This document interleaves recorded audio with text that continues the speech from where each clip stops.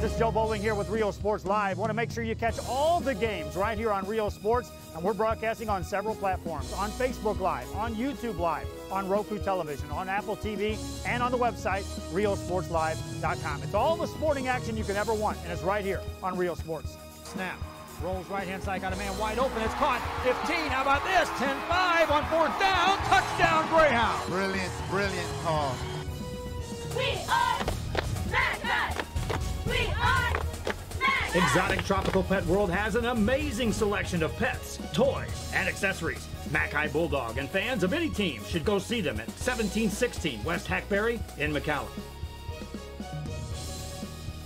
Valley TV's public broadcast platform is TV that works for you. Every hour, thousands see your message Valley-wide. Our viewers enjoy entertaining and educational content along with upcoming events 24 hours a day. Your favorite places are what makes Valley TV possible. These networks come together in a big way, creating the Valley's largest public network that reaches the audience you're looking for. Denny's is one of America's favorite restaurants, serving thousands in your target market 24 hours a day. Popular host locations include grocery stores, high-end showrooms, retail chains. With new locations joining the Valley TV family, your audience continues to grow. Bingo halls, coffee houses, bowling alleys, barbershops, all the places you want to be, you'll find Valley TV. From South Padre Island to Brownsville to McAllen and beyond, Valley TV and Rio Sports Live has you covered. Together, Rio Sports Live and Valley TV reach millions of viewers in home and on the go. Supporting nonprofits and worthy causes are critically important to families here in the Valley. We'll continue to help support these efforts through extended coverage and awareness campaigns. Together, we can make a difference. Business owners, get your message out, whether it's on the platforms of Valley TV and Rio Sports Live combined. That means you get exposure 24 hours a day throughout the year and during live broadcasts at an affordable price just for you. You can't do better than this. We've got great numbers. They're growing every day across the Rio Grande Valley, into Corpus Christi, into Laredo, into South San Antonio. Your business, not as a sponsor, but as an advertiser getting direct results. Again, it's Rio Sports Live and Valley TV, a great team bringing you great coverage.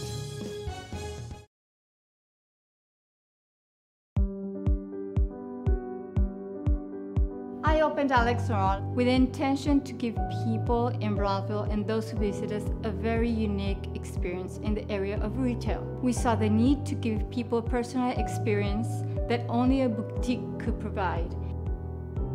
Here in Alex & Raw, what we work for is searching for different pieces, textures we bring from India, from Mexico, trying to make this a different experience. The people to find treasures here in their own valley.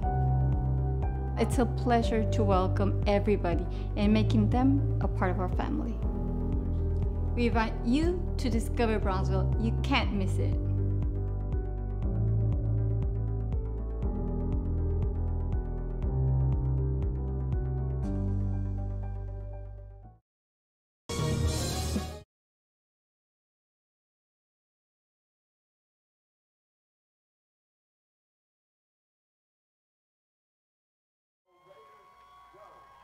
Good evening, ladies and gentlemen, and welcome to PSJA ISD football. We are at PSJA Stadium where the hard-working crew at KTRI will bring you tonight's District 36A matchup between your mighty PSJA North Raiders and the visiting McAllen High Bulldogs. It's Texas high school football, and there's no better place to be than here at beautiful DHR Health Field. I'm Javi Martinez, and with me will be the rock and roller, Robert Elizondo. Also joining us is our stat man, Damian Viescas, and of course Pedro Leja, and his student staff will be roaming the sidelines. The PSJA North Raiders have an opportunity tonight to clinch a playoff spot. They come into the ball game 5-4 on the year, but more importantly 4-2 in district in a three-way logjam for second place. A win secures them the #2 spot. A loss and they're probably still in, but of course the Raiders would like to do nothing better than take care of business tonight. Of course tonight they're going to be facing the McAllen High Bulldogs. The McAllen High Bulldogs are led by their head coach Kevin Brewer. tough season so far for the Bulldogs. They're 2-7 on the year, 1-5 in district. They've struggled offensively, ranked 8th in district, only averaging 6 points a game. Of course, the strength of the Raiders and under Coach Marcus Kaufman in his third year is the defense.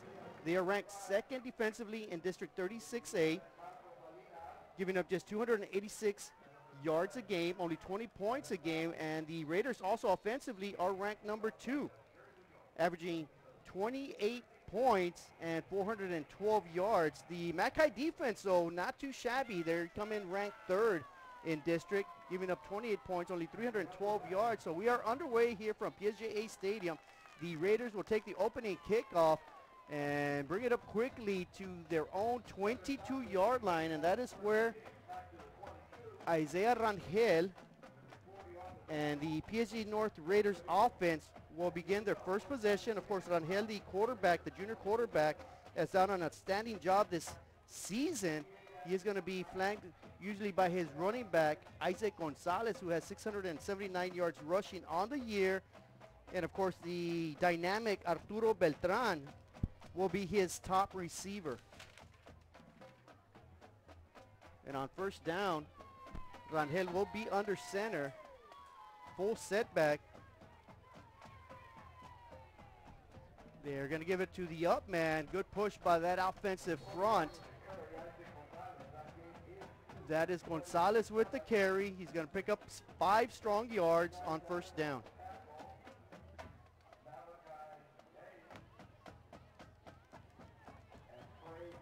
So upcoming for the Raiders on their opening possession, it'll be 2nd and 5.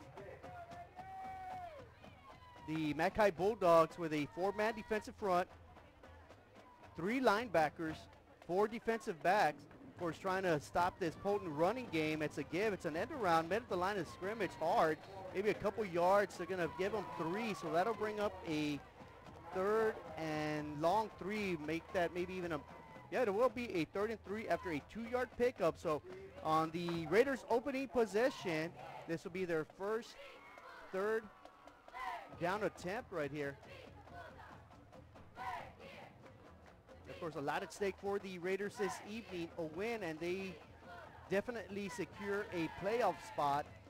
And rumors are that they will be playing here next Saturday afternoon against a team from the Laredo region, a team from District 29 6A, and a power plunge right there. Good solid run by the Raiders. That'll be enough for a first down. That'll get the ball up to the Raiders' 34-yard line. After a 5-yard pickup, first down Raiders, initial first down of the ball game.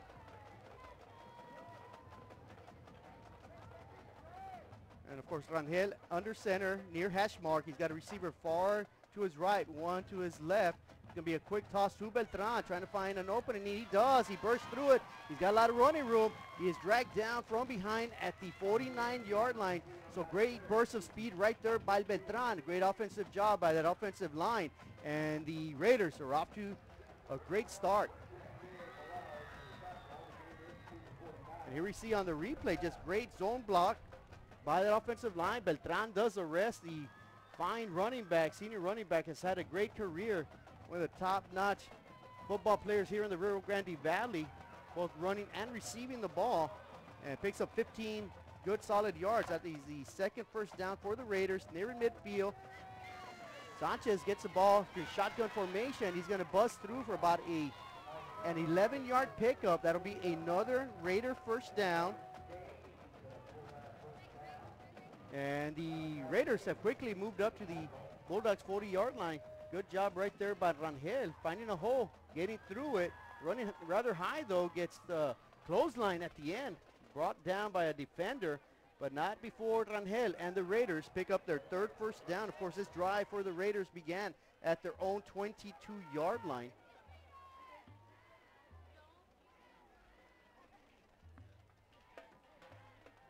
Rangel with a man in motion. They're going to get it off the right tackle. Big gaping hole once again for the Raiders.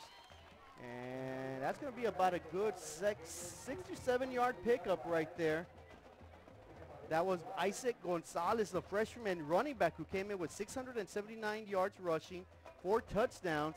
Adding to that total, he picks up 8 yards on first down. So right now the Raider offensive machine is clicking to perfection.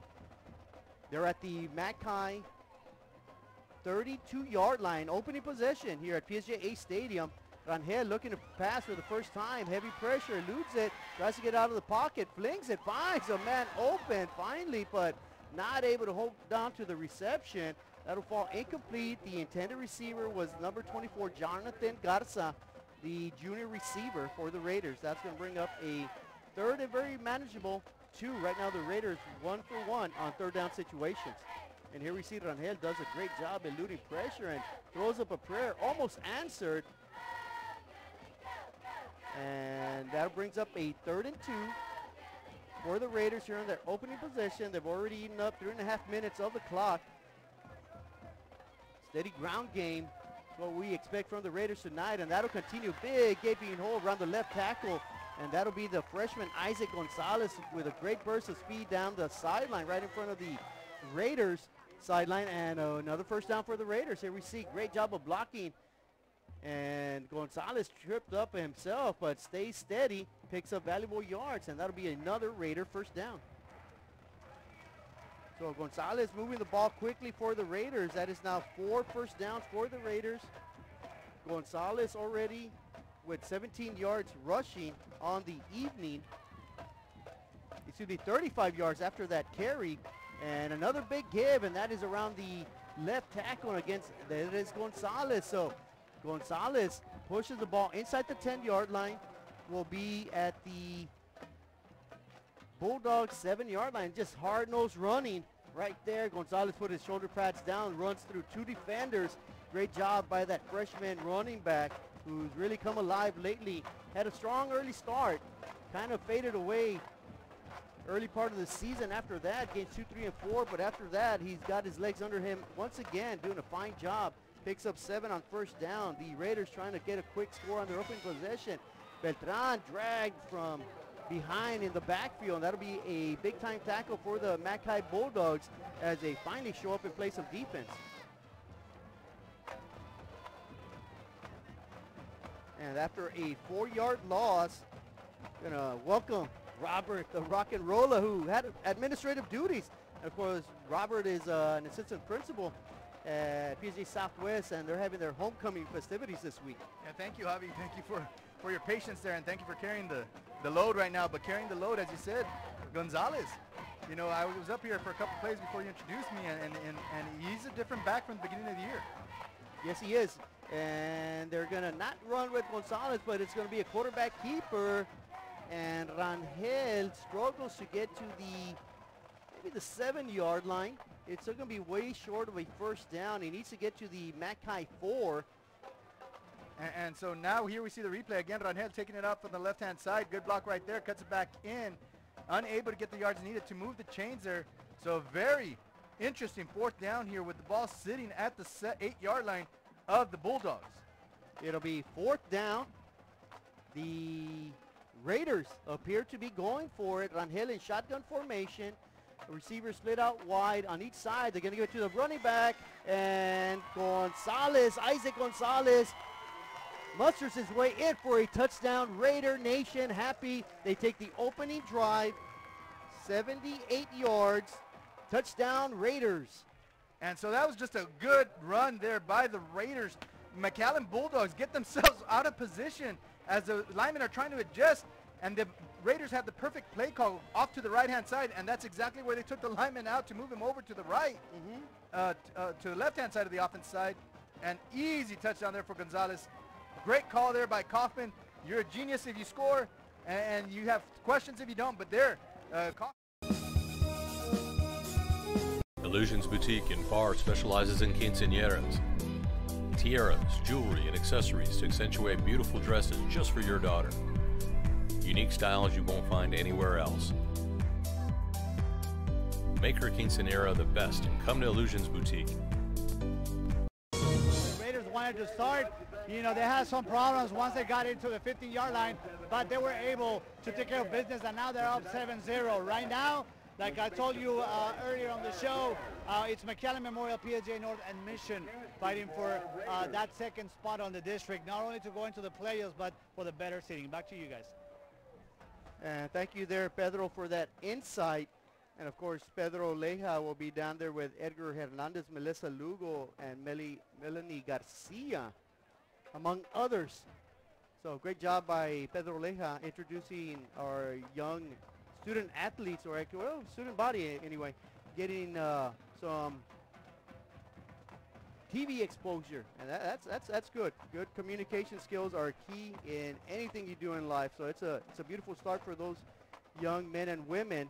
And speaking of a beautiful start, Robert, you missed it. It is 7-0, man. The Raiders looked good on that opening drive.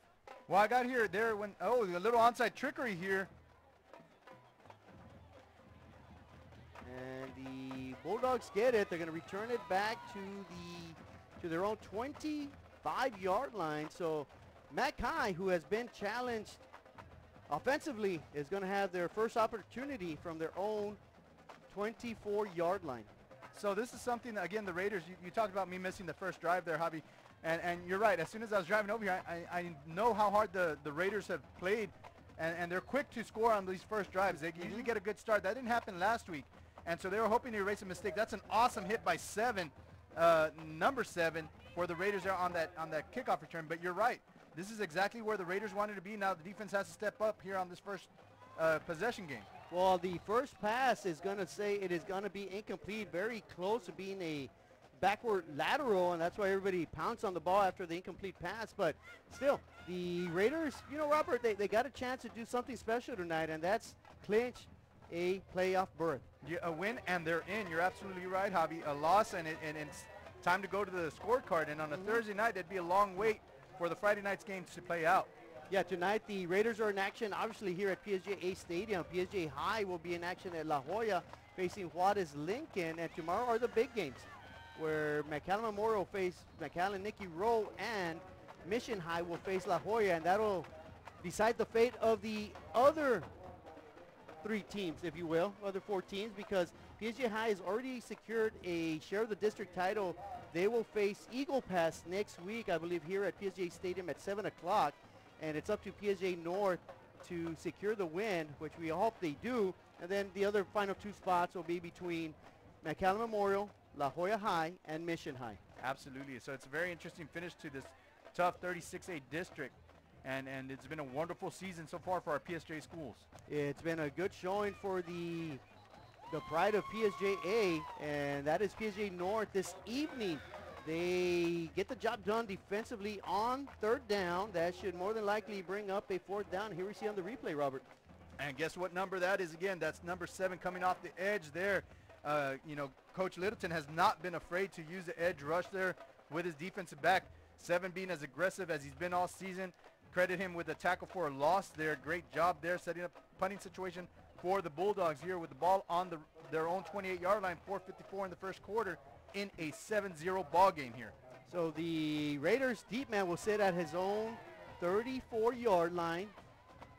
It's a good high punt, not very much distance, so it's going to take a backwards roll, now a forward roll, so it's going to scoot out of bounds at about the 50-yard line. So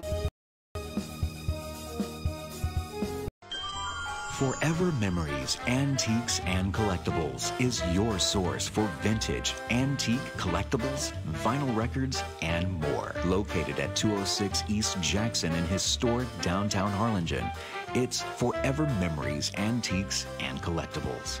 It's a step back in time with a soundtrack like none other. Open Monday through Saturday, filled with memories and more. Forever Memories is for you. the go-to men right now, of course, look for Beltran to add to those totals as well. 1st and 10, I formation. They give it to the deep back. And a good solid power run right there is going to net about 5 yards for the Raiders. Make that, yeah, absolutely 5 yards. So 5 yards, hard-earned yards. They follow the block, the lead block there, Javi.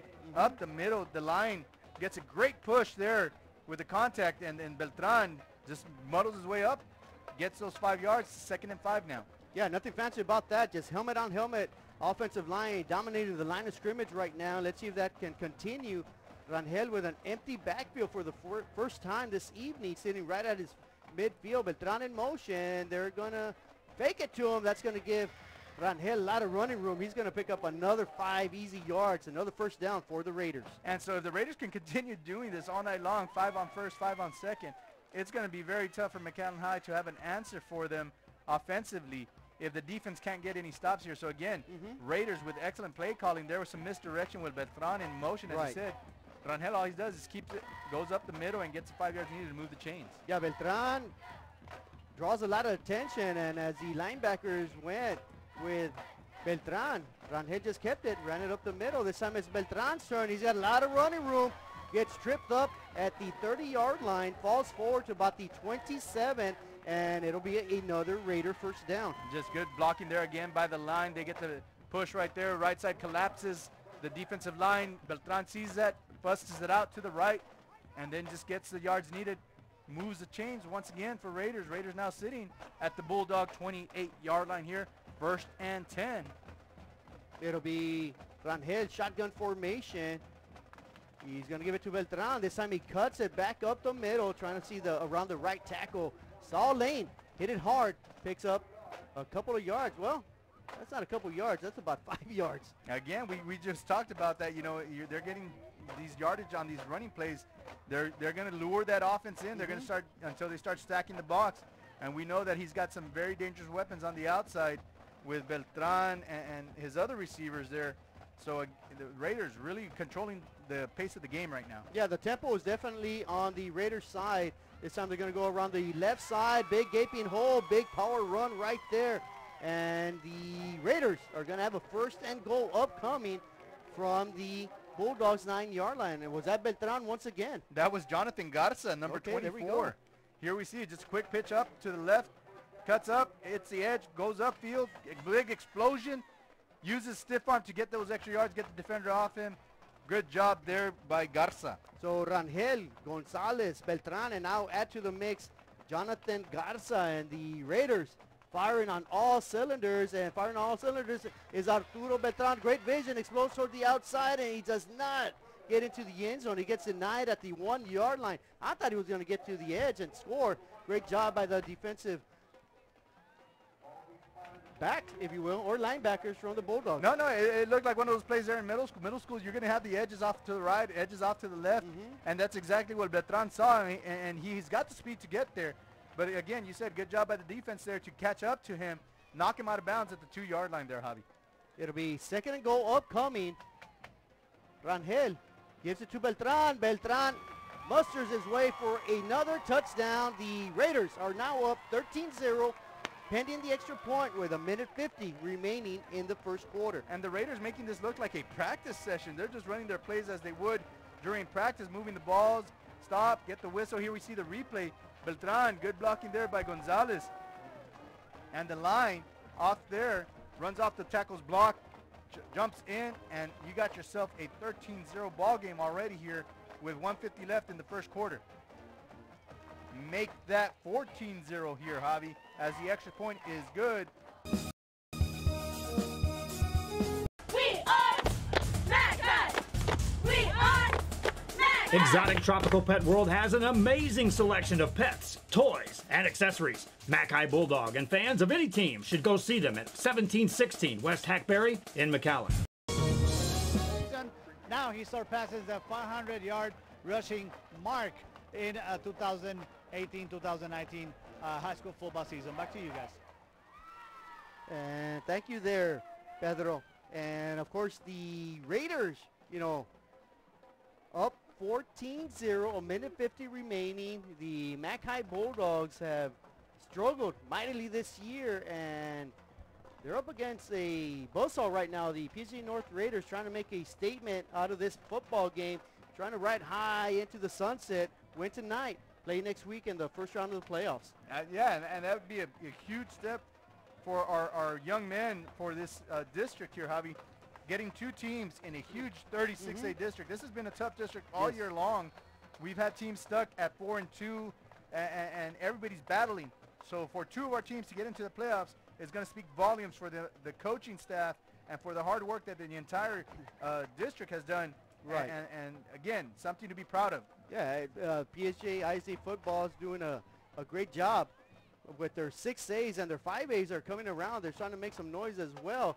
So overall, a great football season here at PSJA ISD, and the kickoff is returned by the Bulldogs, breaks through the initial defensive coverage, gets all the way to the 30-yard line. So that's where the Bulldogs will have their second possession, down, trailing 14-0. And that was number 40, Joe Trevino, the junior defensive back, taking the kickoff, moving it up to about the 30-yard line. 1st and 10 for the Bulldogs. You said it, Javi, in a 14-0 ball game in favor of our hometown Raiders. Yeah, it's been all Raiders right now. The Raiders with 9 first downs.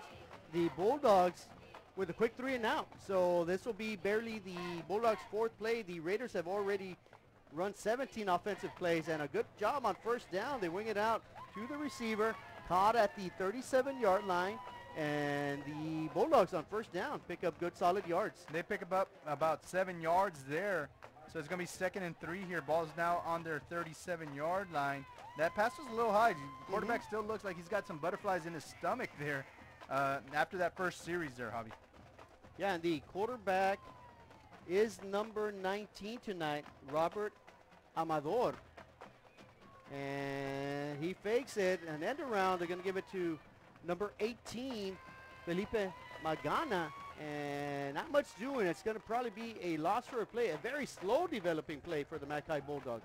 Yeah, if they were trying to get some misdirection done, it didn't happen. As you said, Javi, that play, it took a long time to develop. Really, everybody stayed at home, stayed true to their positions and their responsibilities. So they weren't able to get any yardage on there. And so now it's a 3rd and 3 here for McAllen High Bulldogs.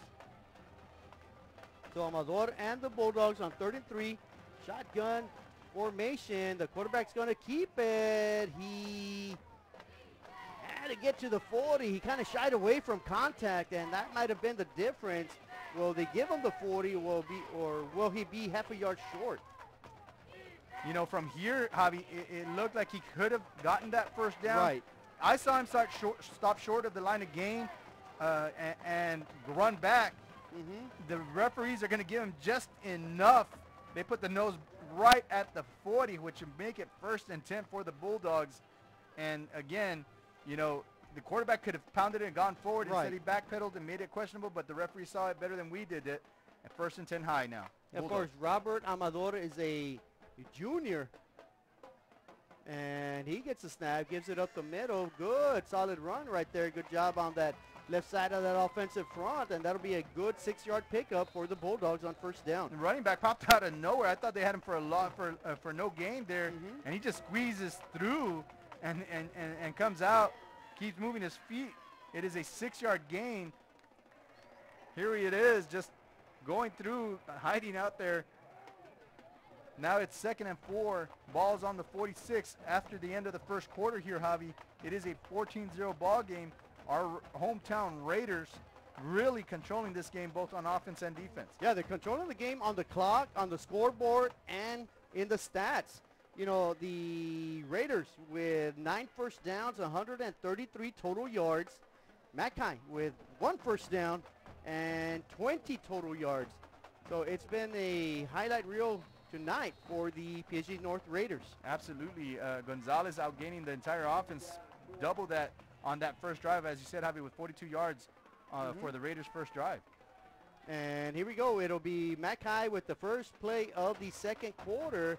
Good elusive run by their quarterback on a quarterback keeper. Tries to get around the right edge. Gains a couple. That's going to bring up a 3rd and about 2 for the Bulldogs. And that was a direct snap to Felipe Magana, the sophomore wide receiver again, and some hesitation there on those runs. I guess they're expecting some of those holes to open up. And sometimes when you're on offense, you got to make your own holes, Javi. Yeah. And so you just got to plow forward and get those extra 1 or 2 yards, which would have made the difference here. Instead of 3rd and 2, you would have been facing a 1st and 10. Well, what the Bulldogs are facing is a stingy 4-man defensive front. It's a toss, not handled. The Bulldogs recover that fumble, but because of that, the high-flying defense of the Raiders will corral them in the backfield. That's a loss on the play, and MCHI will have to punt for the second time this evening. You know, if they get that toss timed perfectly, Javi, that the number 28 for the Bulldogs, Daniel Cáceres, could get the edge and get that first down. Unfortunately for the Bulldogs, it was a bad the pitch. Ball falls down and ends up being a loss of yards on that play. Yeah, the play had potential, just the quarterback could not get the ball to his running back. And the Raiders were going to receive this punt. Second time the Bulldogs are punting. A good solid punt. And it's going to sail out of bounds at the Raiders' 21-yard line. So the Raiders with a 14.0 lead, 10.5 minutes remaining in the half. Right now the Raiders are looking very, very pretty. Yeah, Raul Tito Cantu with the punt there, taking his time. The defense almost with a blocked punt there, and he gets off a good punt, puts the ball there on the 21-yard line of the Raiders for their third drive now. Let's see if they have the same results as their first two drives where they were able to put up 7 points, Javi. So the Raiders will begin this possession, their third possession of the game, 21-0. Of course, both possessions for the Raiders have been touchdowns. A 78-yard drive, a 50-yard drive, and on first down, the Raiders get back to work on the running game. Good hard-nosed running right there by the Raiders and Beltran, and we have perhaps our first penalty of the evening. And it will be against the defense here, Javi. So here we see the replay. Number 3, Beltran takes it up the middle, cuts it off to his left-hand side, gets hit.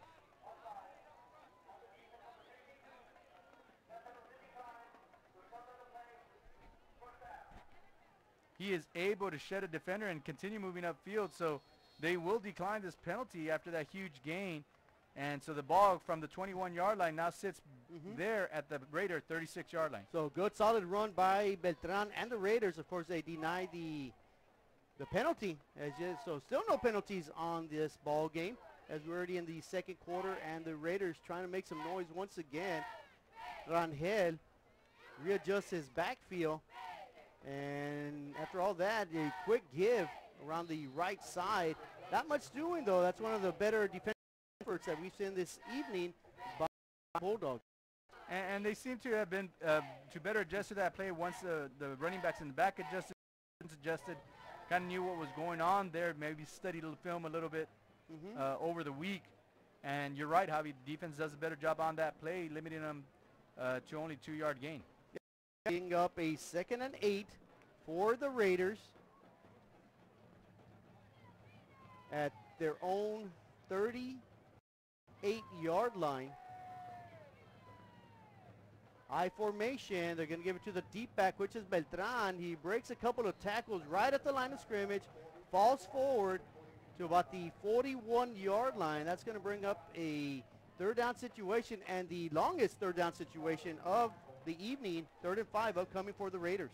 Third and Raiders ball sitting now on the 41-yard line, and the Raiders using a lot of clock on their first 3 drives here, Javi, as they've been leaning heavily on the run, 9-10 and counting. It is 14-0. We have yet to see, we've only had 1 pass attempted so far. Yeah, and Rangel on cue elects to throw it. He was trying to get that to number 24, Jonathan Garza, unable to connect with him, so to bring up a 4th down for the Raiders. And this time the punting unit does take the field with the ball sitting at their 41-yard line, trying to play the field position game. Their defense has done an excellent job limiting the McAllen Bulldogs to 20 yards of offense. Check that, 26 yards of offense so far for the evening. And the Raiders finally do get into punt formation, 7 on the play clock. They do snap it. They will punt it away. MCHI deep man catches at the 25-yard line, a line drive kick. He's got a lot of running room. Eludes a couple defenders, falls forward to the 40. So a good return for the MCHI Bulldogs as they get.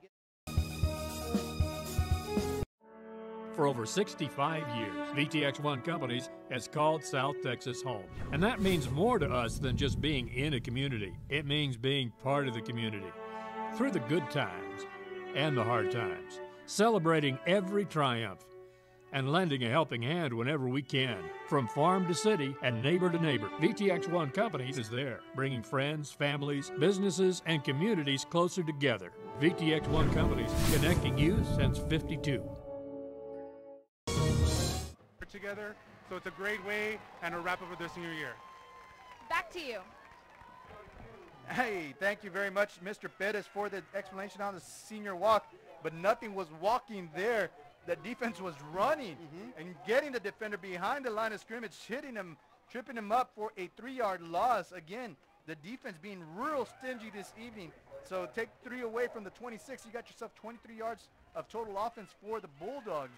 And so trying to finish this off, the season off on a high note for their seniors to walk the evening, and they're right on track here, Javi. That was Noah Gonzalez, the senior defensive back, making the tackle, but a great big run. Will Seven Sanchez make a game-saving tackle right there? If not, that would have been a big-time run for the Bulldogs, and Seven does make the tackle right at midfield, but the Bulldogs, explosive run. And I guess they got upset that I told them that they've been held for a total of 23 yards, and the running back just explodes out of nowhere and drags Seven there for a couple of yards, just enough to move the chains. Ball sitting now there at the 50-yard line. Time still ticking here. 14-0. They're trying to erase that deficit right now here, Javi. So the Bulldogs trying to pass midfield for the first time this evening as they throw 14-0. The Raiders dominating right now offensively, defensively, but the Bulldogs showing a little bit of life. Good catch. Nice pass down the sideline. Good reception in front of the Bulldogs sideline, and that'll be another good pickup for the Bulldogs, and they're going to sit now 2nd and 3 from the Raiders 43-yard line. So that was a really good accurate pass there from the quarterback, and better job by the receiver to stay keep his feet in bounds, avoid the big hit, and move the ball there to about 3 yards there from the net gain that they need to get to move the chains. And the Bulldogs have Brian Garza back under center, shotgun formation this time. And once again, it's kind of slow developing play, almost they're going through a walkthrough on a Wednesday afternoon, but that didn't fool anybody. The Raiders will gladly take that play. Yeah, and the offensive line really not getting much of a push, as you see a lot of black jerseys getting penetration there. So the right tackle unable to seal his edge block and gets blown up there, and that's exactly the result of that play. You're going to have the defense getting the penetration and messing at any opportunity that you have to have a successful run when you're trying to get misdirection like that. That'll be the 2nd tackle for a loss in this ballgame, excuse me, the 3rd one. And the Bulldogs fling it. Does he come up with it? My goodness. Well, no, he did catch it, but they're going to say he caught it out of bounds. Great reception, though. Great concentration, although he ran out of real estate. And we thought that was an INT from up here. Seven makes a play on the ball and comes up empty-handed. The receiver makes a reception. Unfortunately for the Bulldogs, it is out of bounds. Punting unit does come up. Now, again, trying to pin the Raiders deep in their territory and see what we have here on the special teams play. So the Bulldogs will be punting for their 3rd time. 3 possessions, 3 punts, only 2 first downs given up by the stingy Raider defense. A good punt. It's going to sail maybe out of bounds at about the 10, 11-yard line. They're going to give them the 12. So the Raiders, with 6:35 remaining in the first half, are up 14-0. 14-0, good angled punt there by the Bulldogs, pinning the Raiders inside the 20. You said it, they're going to start this series from their 12-yard line. But Javi, all the evening long, they haven't had any issues with the run game. It's a passing game that we've seen him have a little bit of trouble. 2 incomplete passes, or sorry, 1 pass for 0 yards and an incomplete. Right. So again, I expect a heavy dose of run on this series. Yeah, the Raiders are 1 for 2 passing, and on first down it'll be a quarterback keeper, and Rangel's gonna get past the 15-yard line to the 16. So good 4-yard pickup for Rangel on first down. So 4 yards and a cloud of dust there, but nonetheless, the offensive line still controlling that line of scrimmage. They're winning the battle in the trenches, moving the ball, killing the clock. You got a comfortable 14-0 lead here, and you'll be kicking off to the Bulldogs in the second half. Yeah, the Bulldogs won the toss. They elected to defer. The Raiders gladly took that opening kickoff, 78 yards, scored their first touchdown, followed it up with a 50-yard drive, and that's why we sit right now 14-0. Rangel with another good run gets up to the Raiders' 25-yard line, and that'll be another Raider first down. And it's something we've seen all season long, Javi. Some very intelligent running by the backs, following their blocks, and then you letting their athletic ability do the rest of the talking there, Javi. Little spin move here, little shed tackle there, and again, just consistently moving the chains, and that's really what you want to see at this point of the season, that machine just humming along as they are doing this evening. Yeah, Rangel is a good running quarterback. Of course, it mixes in Gonzalez, a speedy running back, and the electrifying Beltran, and that's a tough trio to stop. And as we say that, Beltran once again is going to pick up big yards, but we have our second penalty thrown on the PSJA turf. I believe this will be a chop block, if I am not mistaken.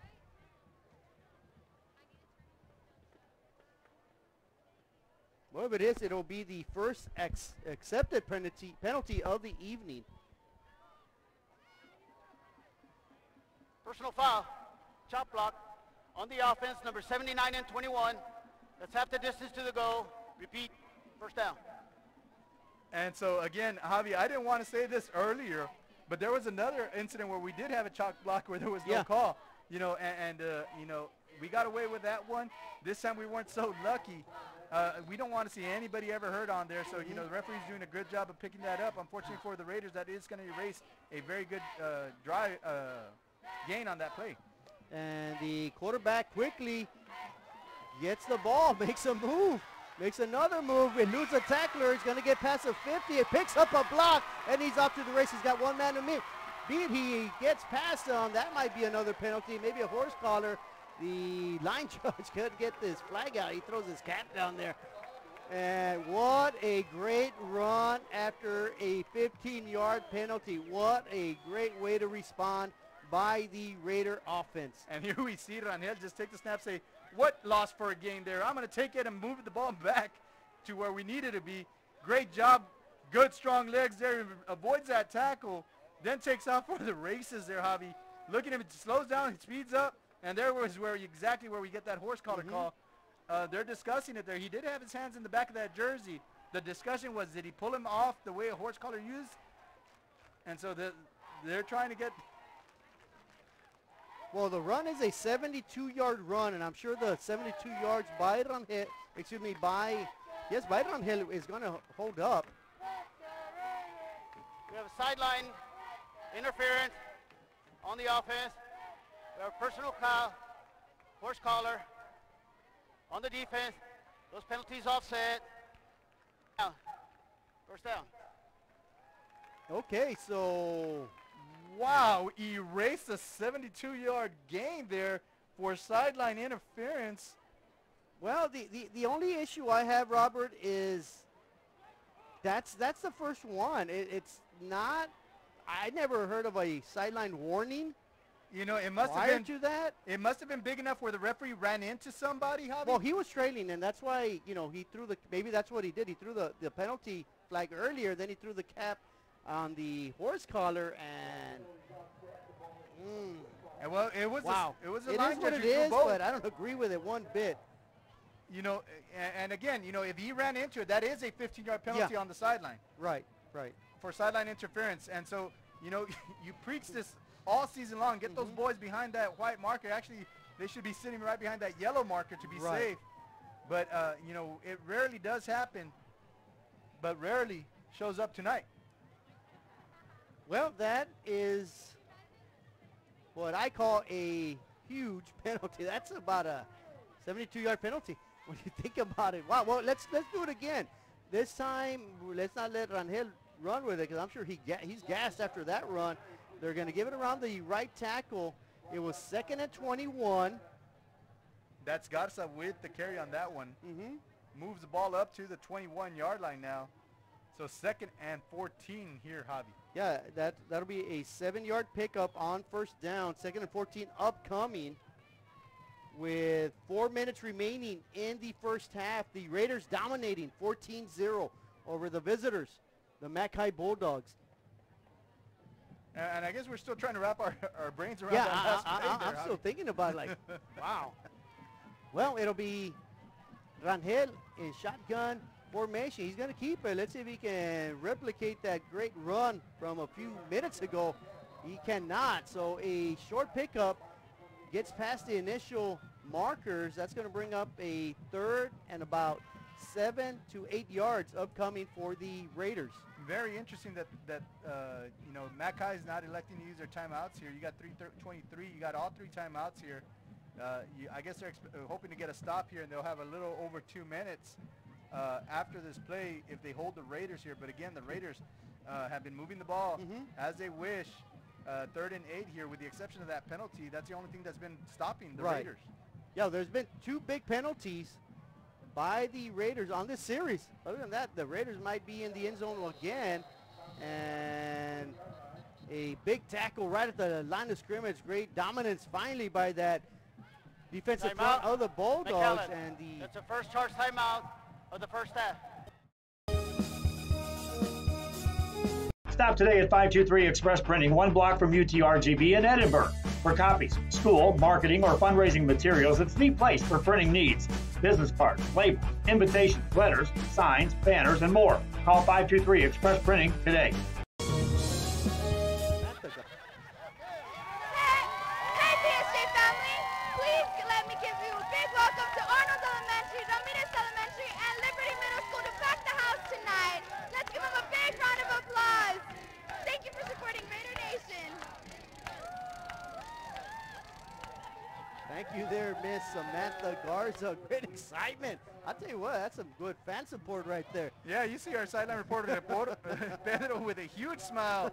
And hats off to the community again coming to support these young men on a huge evening this evening. If they walk away with a win, they're in the 36A playoffs.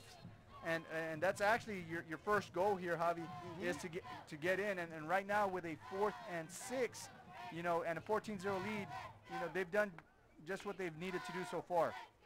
The Raiders, though, on their last 2 possessions as they lead 14-0, are going to punt. Return by the Bulldogs, and a sneaky return right there. Gets past 3 defenders. The Bulldogs are at their best field position of the evening. They will start at their own 45-yard line. And so 2 Raiders collide there on that play. As he said, he just takes the ball, runs it up through the 2 defenders. They run into each other. They did call an injury timeout. So it looks as if 7 will have to come out for 1 play. 7 Sanchez and the Bulldogs will have the ball. And the Bulldogs with 39 total yards. Right now the Raiders with 180 total yards here in the first half. New quarterback once again for the Bulldogs as they're alternating, and he's going to get out of the pocket.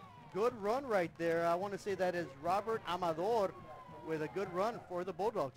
And they're in their quick 2-minute offense here as they quickly get to the line. No huddle for the Bulldogs. Ball sitting now on the Raider 48-yard line. Yeah, after a 7-yard pickup, the Bulldogs cross midfield for the 2nd time this evening. Amador looks, fires.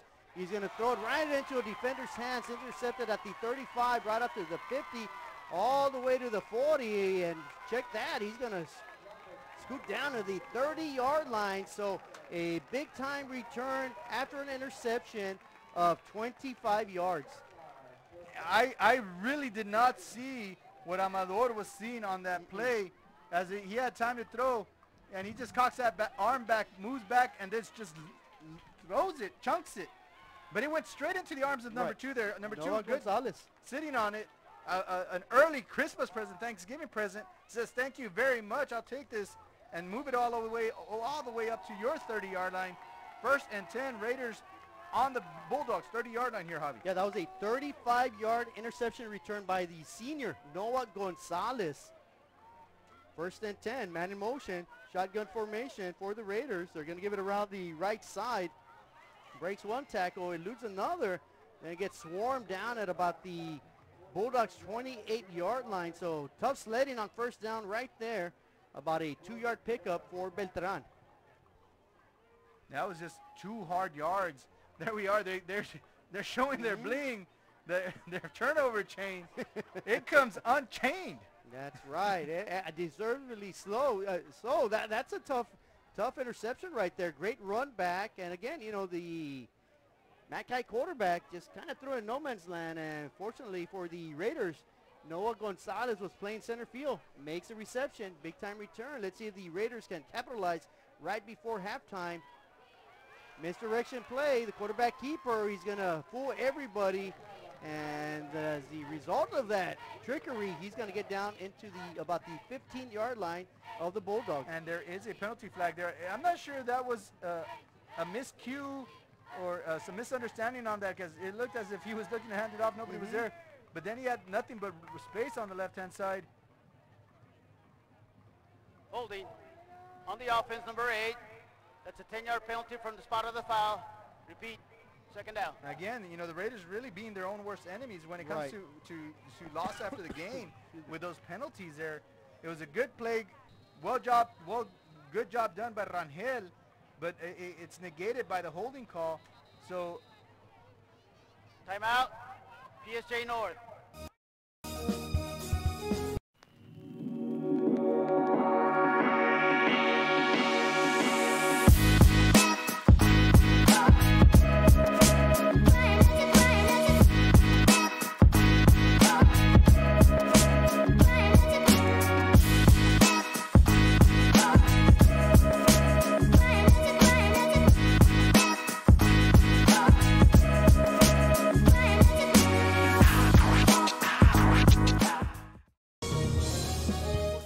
Coach Kaufman and the Raiders would like nothing better than to go up into the half on a positive note after a turnover and converting that turnover into points and taking a commanding 21-0 lead.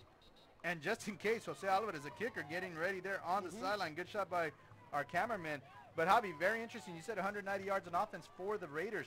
All those have come on the ground. Right. Rangel without a completion on the evening, but that's fine. The Raiders have a good stable of quality runners who can really get down the field quickly, and a lot of credit's got to be given to the big uglies, the offensive linemen. They are dominating, and that's with a capital D. Yeah, so early in the season, talking to their offensive line coach for timeout, the Raiders. McAllen, that's the second charge timeout of the first half. Thomas Jones tells me, hey, Robert, you need to be aware of these boys. You know, they're underrated, but we got a good stable, not just of running backs, but some big boys that can win some battles in those trenches.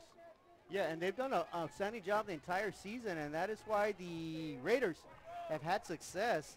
And that is going to be the key for the Raiders moving on forward, as, of course, you know, the Raiders are looking pretty right now, 14-0, 1 minute 11 remaining in the half here at PSJA Stadium, DHR Health Field, and the Raiders trying to get themselves into the playoffs for the first time in 3 years.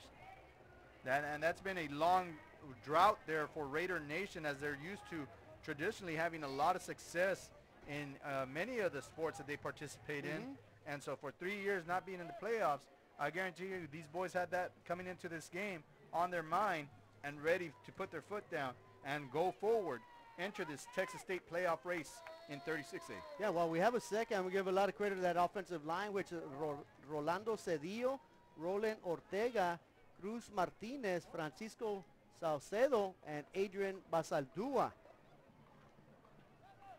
It'll be 2nd and 5 upcoming for the Raiders at the Bulldogs 25-yard line. They give it to Beltran. Beltran tries to shrug off a defender, cannot, but still falls forward for a couple of yards. It's going to bring up a 4th and about 3. And decision time for Kaufman. Timeout, 4 North. Looking for a new garage door or just need repairs? Overhead Door stands for excellence. With a complete line of garage doors and openers, plus expert service you can trust. Beautifully designed, beautifully crafted, trusted for more than 90 years. Always look for the Overhead Door logo to be sure you're getting the genuine, the original Overhead Door. Overhead Door of South Texas. Look for the red ribbon, 956-787-DOOR. good plays that they have in their playbook, either Rangel, Beltran, or Gonzalez with the run. Yeah, I'd put Gonzalez in the backfield flank in shotgun formation with Rangel, and I'd put Beltran in motion and decide right then and there on the snap whether to give it to Beltran or read the linebacker on a read option and then either follow Beltran or go the opposite way. Let's see what they do here. It'll be Rangel in shotgun. He's got Gonzalez. He's going to be a quarterback keeper around the right side. A lot of running room. More than enough for a first down. Great job right there on that great offensive line push. First down, Raiders at the Bulldogs 15-yard line. And that was a direct snap to number 3, Beltran, who takes it off the right-hand side, moves the pile there. And again, it's just basically getting around that right-hand side and just getting the yards needed to get a first down here, Javi. Yeah, big-time run by Beltran. And Beltran under center again. This time he drops it. He throws it in the end zone and nearly picked off. And then nearly complete. The intended receiver, switch of roles, was Isaiah Rangel. But David Chiquito almost came up with a big play. Unfortunately, here's a run on that punt. Estaba muy chiquito to get up and get the interception. Enough to get up there. He needs to climb up that ladder. Unable to climb up that ladder. Of course, you got to remember, Rangel is 6'3". Chiquito, well, he's a little bit more chiquito than Rangel. Yeah, no, and I think he just moved up too much on the ball, mistimed the jump, mistimed the distance on that ball. And you're right, just failed to come down with the interception. Second down, Rangel with a quarterback keeper right up the middle. Good run right up the defensive gut right there, and Rangel gets inside the 10-yard line. Of course, we're down to 29 seconds. The Raiders will continue to move the clock. The Raiders have one timeout in their back pocket, and they finally elect to use Timeout, PSJA North. That's the third and final timeout of the first half. So here you go.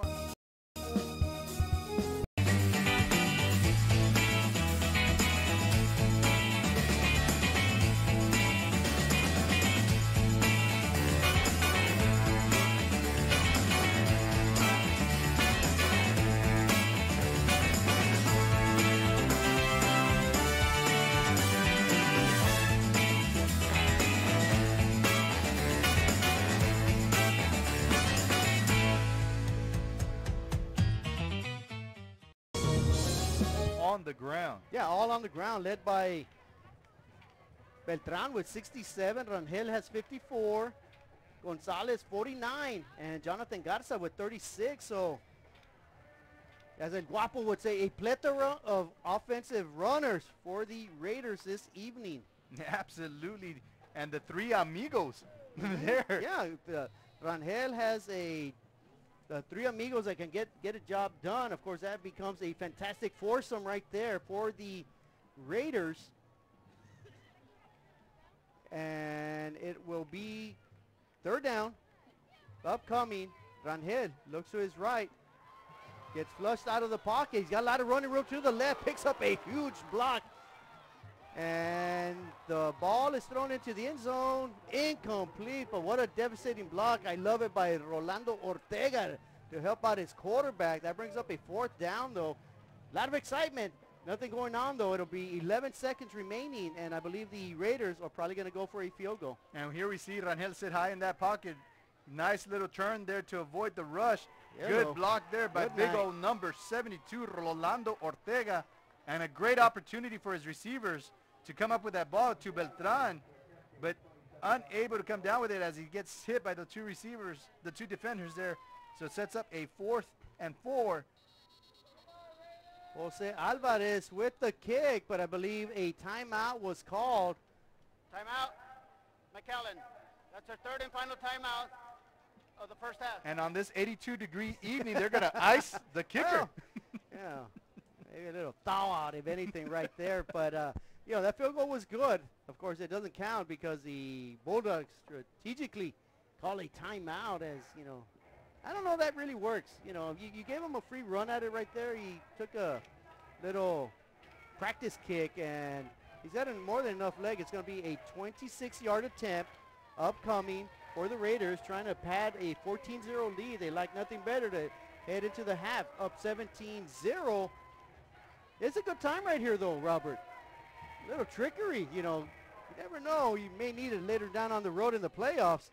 We make a field goal, throw it in for a touchdown, run it in for a touchdown, and get the marching band going again. Why not? Your team has been playing lights out all night long, and it would make a great statement there, Javi. Yeah, I'm not sure if Kaufman wants to roll the dice. He needs the points. He needs the win.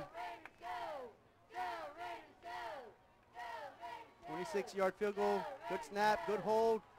It's a trickery, and there we go. It is Beltran streaking down the sideline. Does he get in? He does not get in. Gets pushed out of bounds. But still, that is a first down, first and goal upcoming for the Raiders, and the Bulldogs think they just won the game. They're coming off the field, but I'm sorry, young man. That's just a great defensive stop to keep them out of the end zone. It'll be first and goal for the Raiders. So one last play. You called it, Javi. You called it here, you know, a fake field goal to attempt. Beltran takes a big wallop as he's tackled out of bounds. Ball is set at the 2-yard line. At the 2-yard line, so we've got 2 seconds. Ball at the 2. Go Raiders, go is the chant. Let's see if they can get themselves in the end zone.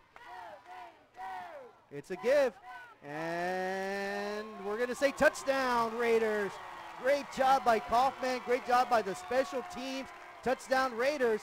Instead of being 17-0, thanks to a timeout by the Bulldogs, it is now 20-0 as we pen the extra point right before the half. And as we said earlier, and here we see the replay, Gonzalez just leans forward. Easy call there, easy touchdown. And that was the Edgar cam there. Edgar Hernandez with a great footage right there. And the extra point is up, and it is good after a 2-yard touchdown play. The Raiders, after a Noah Gonzalez interception, set him up at the 30-yard line. The Raiders punch it in right before half. And as we head into the halftime entertainment, right now it's the PSJA North Raiders 21, Bulldogs 0. We're going to send it down. Hino Gas is a proud supporter of Valley High School sports and academics. We encourage you to be prepared for the fall and winter season. Visit hinogas.com to get your propane discount. At Hino Gas, we're here to help. Call us today.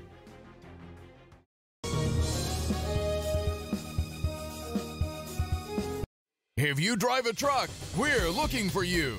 Roland's Transportation is now hiring non-CDL drivers for FedEx ground delivery routes. You must be 21 years or older, have 1+ year driving a 15-foot or larger box truck, have a clean background check, a clean driving record, and be able to provide a driving employment history. There are multiple open spots available. If you have what it takes to be part of our growing team, don't wait. Call, text, or email to apply today.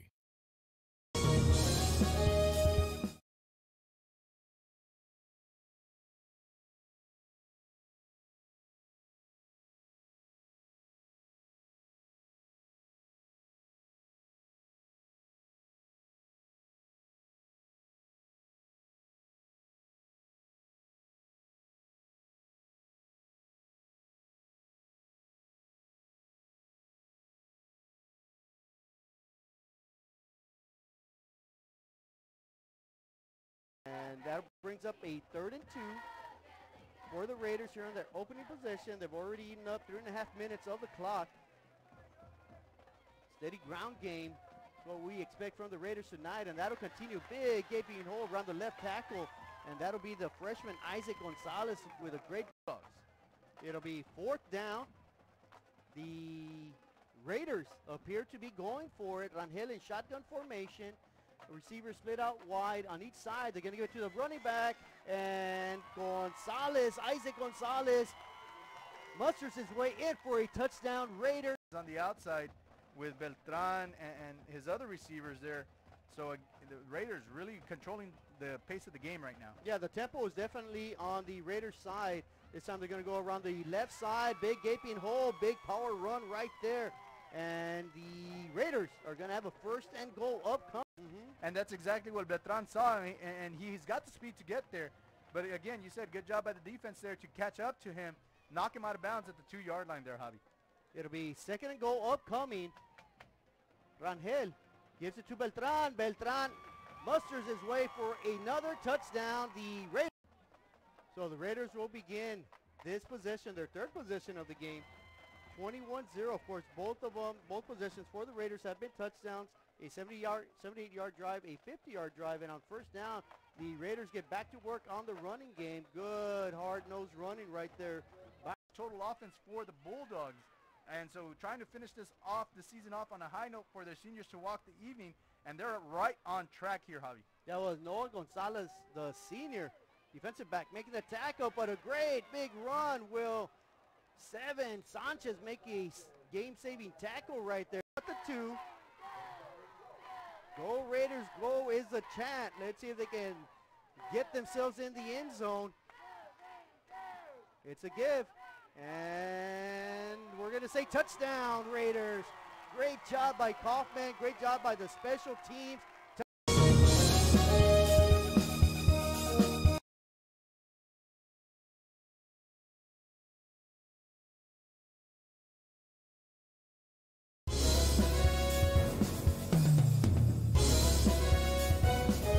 Fans, it's Joe Bowling here with Rio Sports Live. Want to make sure you catch all the games right here on Rio Sports, and we're broadcasting on several platforms, on Facebook Live, on YouTube Live, on Roku Television, on Apple TV, and on the website, RioSportsLive.com. It's all the sporting action you could ever want, and it's right here on Rio Sports. Snap.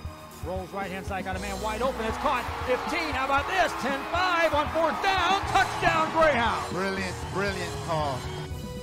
We are MCHI. We are MCHI. Exotic Tropical Pet World has an amazing selection of pets, toys, and accessories. MCHI Bulldog and fans of any team should go see them at 1716 West Hackberry in McAllen. Valley TV's public broadcast platform is TV that works for you. Every hour, thousands see your message Valley-wide. Our viewers enjoy entertaining and educational content along with upcoming events 24 hours a day. Your favorite places are what makes Valley TV possible. These networks come together in a big way, creating the Valley's largest public network that reaches the audience you're looking for. Denny's is one of America's favorite restaurants, serving thousands in your target market 24 hours a day. Popular host locations include grocery stores, high-end showrooms, retail chains. With new locations joining the Valley TV family, your audience continues to grow. Bingo halls, coffee houses, bowling alleys, barber shops, all the places you want to be, you'll find Valley TV. From South Padre Island to Brownsville to McAllen and beyond, Valley TV and Rio Sports Live has you covered. Together, Rio Sports Live and Valley TV reach millions of viewers in home and on the go. Supporting nonprofits and worthy causes are critically important to families here in the Valley. We'll continue to help support these efforts through extended coverage and awareness campaigns. Together, we can make a difference. Business owners, get your message out, whether it's on the platforms of Valley TV and Rio Sports Live combined. That means you get exposure 24 hours a day throughout the year and during live broadcasts at an affordable price just for you. You can't do better than this. We've got great numbers. They're growing every day across the Rio Grande Valley, into Corpus Christi, into Laredo, into South San Antonio. Your business, not as a sponsor, but as an advertiser getting direct results. Again, it's Rio Sports Live and Valley TV, a great team bringing you great coverage.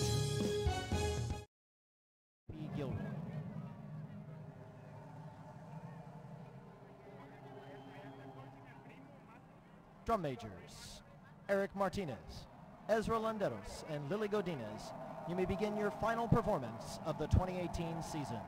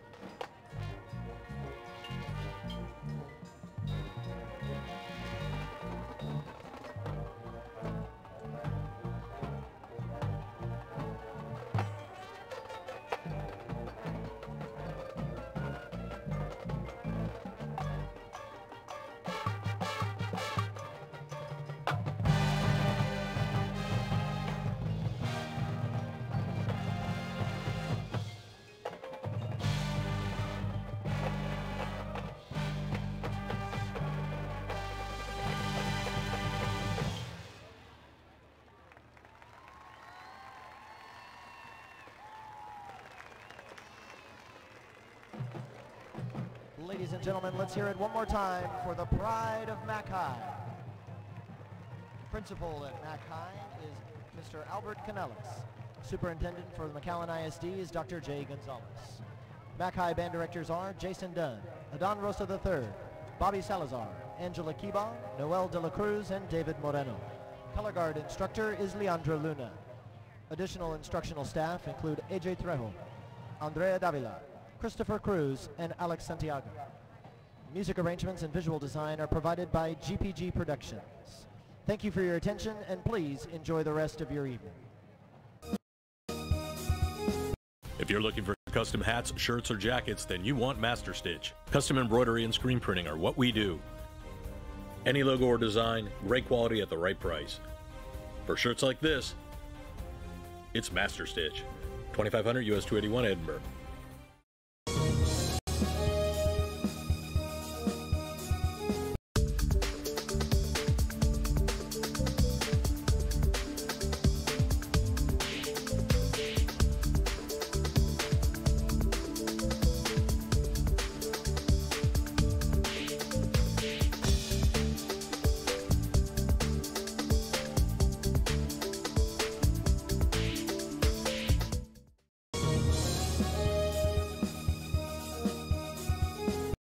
Exotic Tropical Pet World brings people and pets together.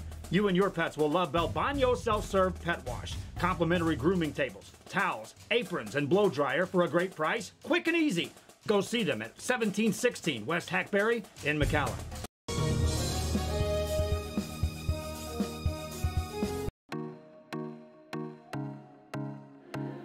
The performing arts, the visual arts.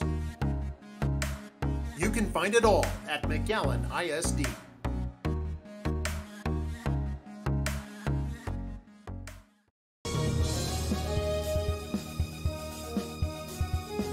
We are this close. We're this close. We are this close. Of wanting to making history. This close to changing the world. We are this close. This close. This close to making sure no child suffers a crippling disease ever again. This close. We are this close to ending polio. To ending polio. All we need is you.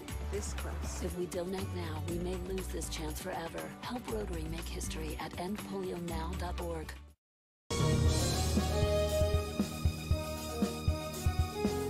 There's lots to see and do in the Rio Grande Valley.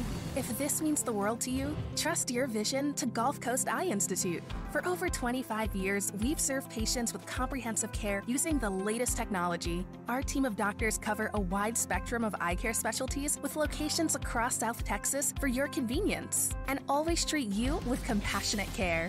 We want you to keep seeing and doing everything South Texas has to offer. Gulf Coast Eye Institute, your world, your vision.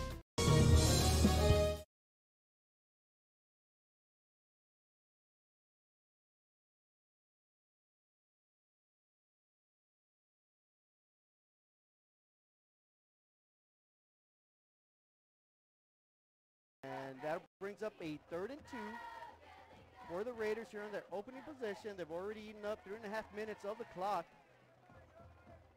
Steady ground game is what we expect from the Raiders tonight, and that'll continue. Big gaping hole around the left tackle, and that'll be the freshman Isaac Gonzalez with a great cross. It'll be 4th down. The Raiders appear to be going for it. Rangel in shotgun formation. Receivers split out wide on each side. They're going to give it to the running back, and Isaac Gonzalez musters his way in for a touchdown. Raiders on the outside with Beltran and his other receivers there. So the Raiders really controlling the pace of the game right now. Yeah, the tempo is definitely on the Raiders side. This time they're going to go around the left side. Big gaping hole, big power run right there. And the Raiders are going to have a 1st and goal upcoming. And that's exactly what Beltran saw, and he's got the speed to get there. But again, you said good job by the defense there to catch up to him, knock him out of bounds at the 2-yard line there, Javi. It'll be 2nd and goal upcoming. Rangel gives it to Beltran. Beltran musters his way for another touchdown. The Raiders. So the Raiders will begin this possession, their 3rd possession of the game. 21-0. Of course, both possessions for the Raiders have been touchdowns. A 78-yard drive, a 50-yard drive, and on 1st down, the Raiders get back to work on the running game. Good hard-nosed running right there. Total offense for the Bulldogs. And so trying to finish the season off on a high note for their seniors to walk the evening, and they're right on track here, Javi. That was Noah Gonzalez, the senior defensive back, making the tackle, but a great big run. Will Seven Sanchez make a game-saving tackle right there at the 2. Go Raiders, go is the chant. Let's see if they can get themselves in the end zone. It's a give. And we're going to say touchdown, Raiders. Great job by Kaufman. Great job by the special teams.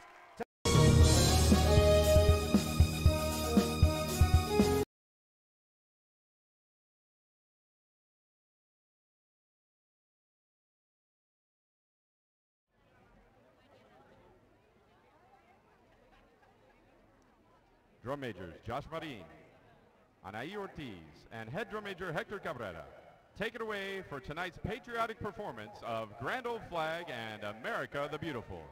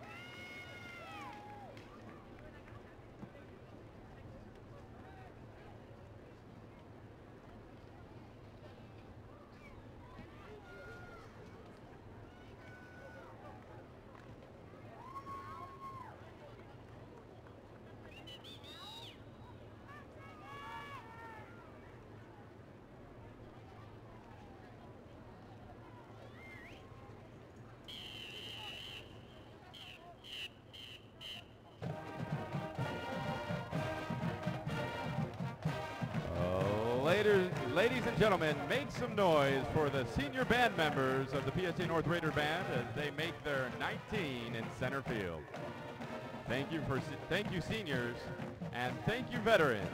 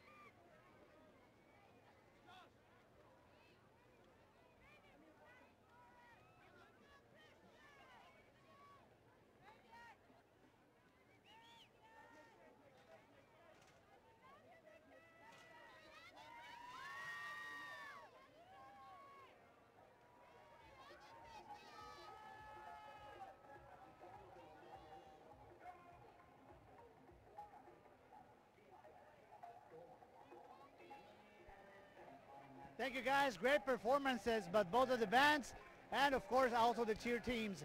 And now we're gonna get ready for the second half. The PSJA North Raiders, they have a very good score coming out right now, 14-0, but you know, they gotta be careful because in case something weird happens and they get to lose tonight, there is Nicky Rowe and La Jolla waiting for an opportunity to get in. Same thing is gonna happen with McAllen Memorial and Mission. I have an update also for the PSJA Bears are winning 14-7 on the second half. They're playing in La Jolla versus Juarez Lincoln. Let's take it upstairs with Javi and Mr. Elizondo for the second half answer. Guys, back to you. Thank you there, Pedro, and of course the halftime entertainment, good family fun. And we are here at PSJA Stadium, DHR Hillfield. It is week 11, final week of the regular season, and the mighty PSJA North Raiders with an exclamation point tonight. Right now they lead 21-0, Robert, heading into the third quarter, and a must-win for the Raiders, if you will, to secure a playoff spot. And we got ourselves a little bit of a halftime show here, Javi. Yeah. We got about 2 minutes before the second half kickoff. This should be a precedent to every halftime show. Take notice. And good, clean fun. Good jobs by both bands, by both teams. Dancers, and of course little ones were dancing tonight for the Lady Raiders dance team. Here we see some fanatical cheerleaders, and you know, talk about being fanatical. You know, the Raiders with 222 yards of total offense, the Bulldogs with only 46. The Raiders, of course, forcing a couple of turnovers, cashed in late in the second half. What should have been a field goal was turned into a 7-point touchdown. 21-0 is where we stand. And right now, MCHI coach is kicking themselves in the behind after calling that timeout to freeze the kicker. It turns around, bites them in the behind. And, you know, Raiders walk away 7 points. And so they got a lot to be excited about there. We see them right there holding the dogs back. Get ready to go. They're ready to play second half football here, Javi, as the fight song comes on.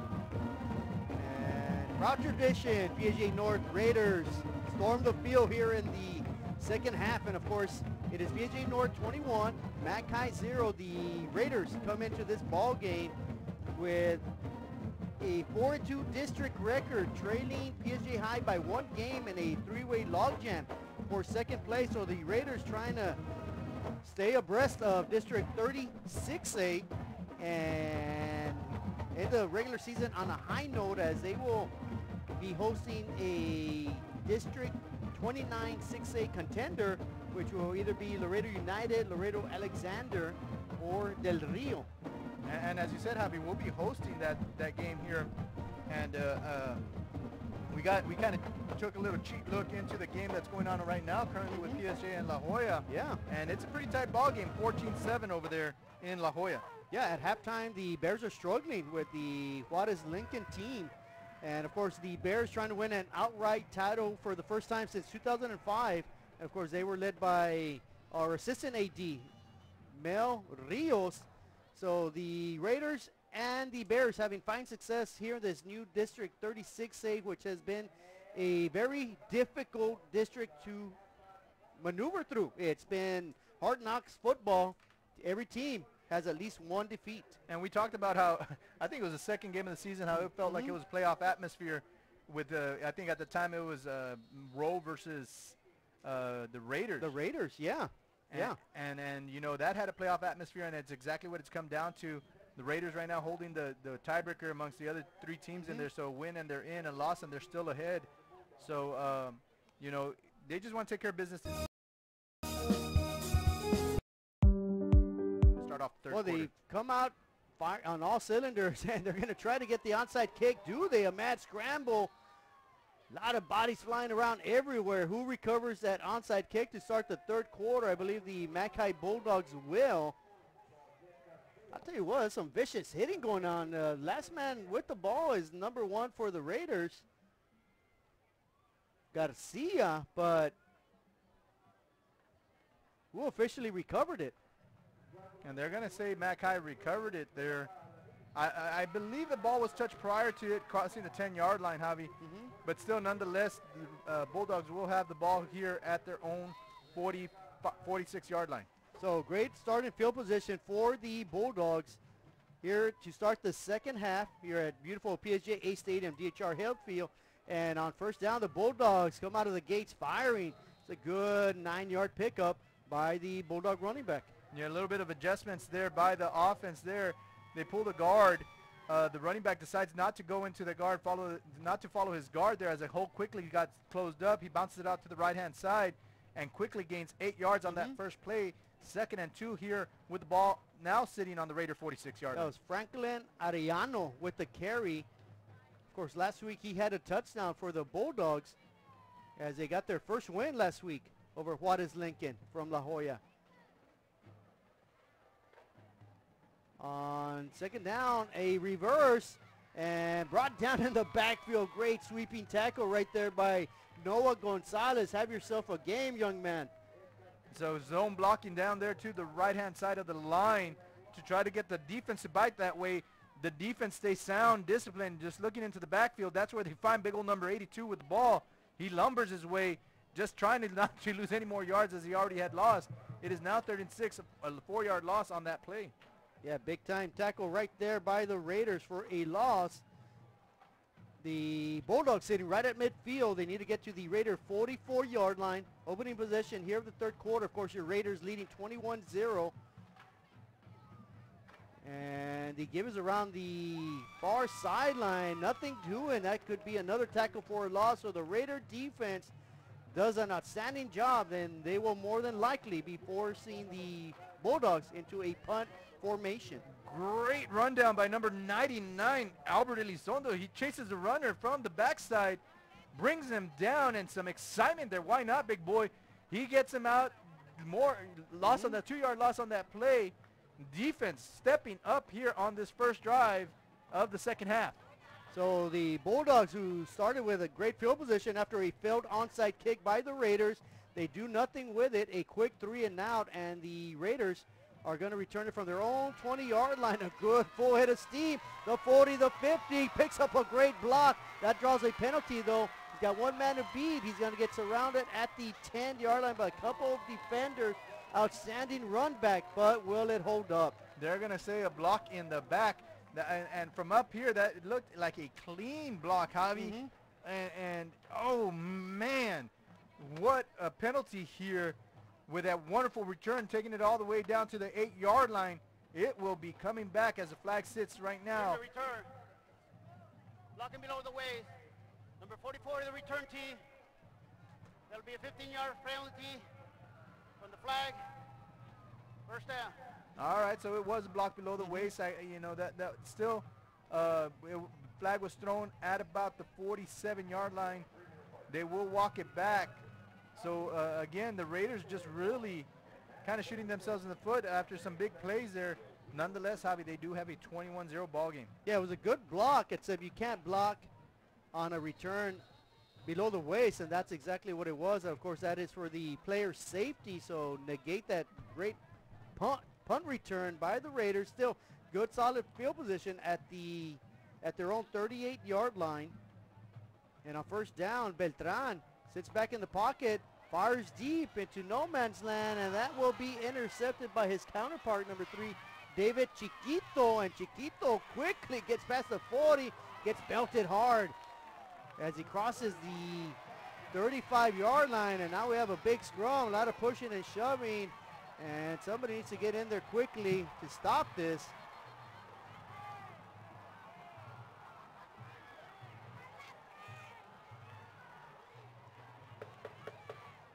And this is, it's just strong emotions from both teams there. Number 24 comes in, cleans up Chiquito, and you know, kind of stands over and hovers over him, and that kind of drew the ear of the Bulldog, who then retaliated, shoved number 24 over, and that really what started the whole thing there, Javi. Oh, the officials are going to have to sort this out. A lot of pushing, a lot of shoving. Nonetheless, it was an interception by the MCHI Bulldogs. They will have the ball with excellent field position. It all depends just where exactly they're going to start their second drive of the second half. And so expect a huge charged series here on this next series here, Javi, with the Bulldogs, the ball sitting at about the 20-25-yard line. Yeah, well, that's where David Chiquito, who made the interception, returned it to the 25-yard line. Of course, there's going to be a big discussion as to who started what, and you know, it escalated pretty quickly. Let's just hope there's no ejections out of this, as there was a lot of pushing and shoving. So yeah, and you know what? This is a worthy discussion here by the officials. You want to get this call right. You need to settle the kids down. This game should be played out right, like his football should be played.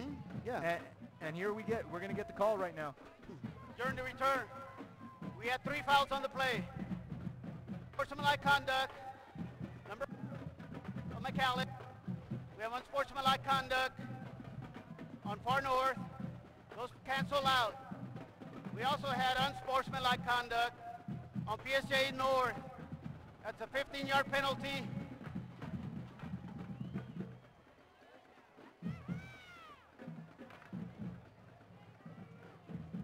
Well, I think he's not done yet. 15 yards will be added. First down, McAllen. And very fortunate that nobody was ejected there, Javi. Again, you know, there was a lot of action going on down there. Yeah, and I think we both saw from up here, from our vantage point, what could have been easily an ejection for one of the players down there. Or several players on both teams. Of course, we saw one. We're not going to say who or where it came from, but luckily everybody remains on the field. Nobody got seriously injured with that melee right there, and the Bulldogs, for the first time this evening, are in scoring position, sitting at the Raiders' 15-yard line. So again, Coach Kaufman asking for an explanation now for that second 15-yard. Second 15-yard penalty there, Javi. And bless you. I guess the change of weather, Robert, has got the best of you there. We still have the wind blowing from the southeast here, so the front still has not come through. But yeah. I opened Alex Ron with the intention to give people in Brownsville and those who visit us a very unique experience in the area of retail. We saw the need to give people a personal experience that only a boutique could provide.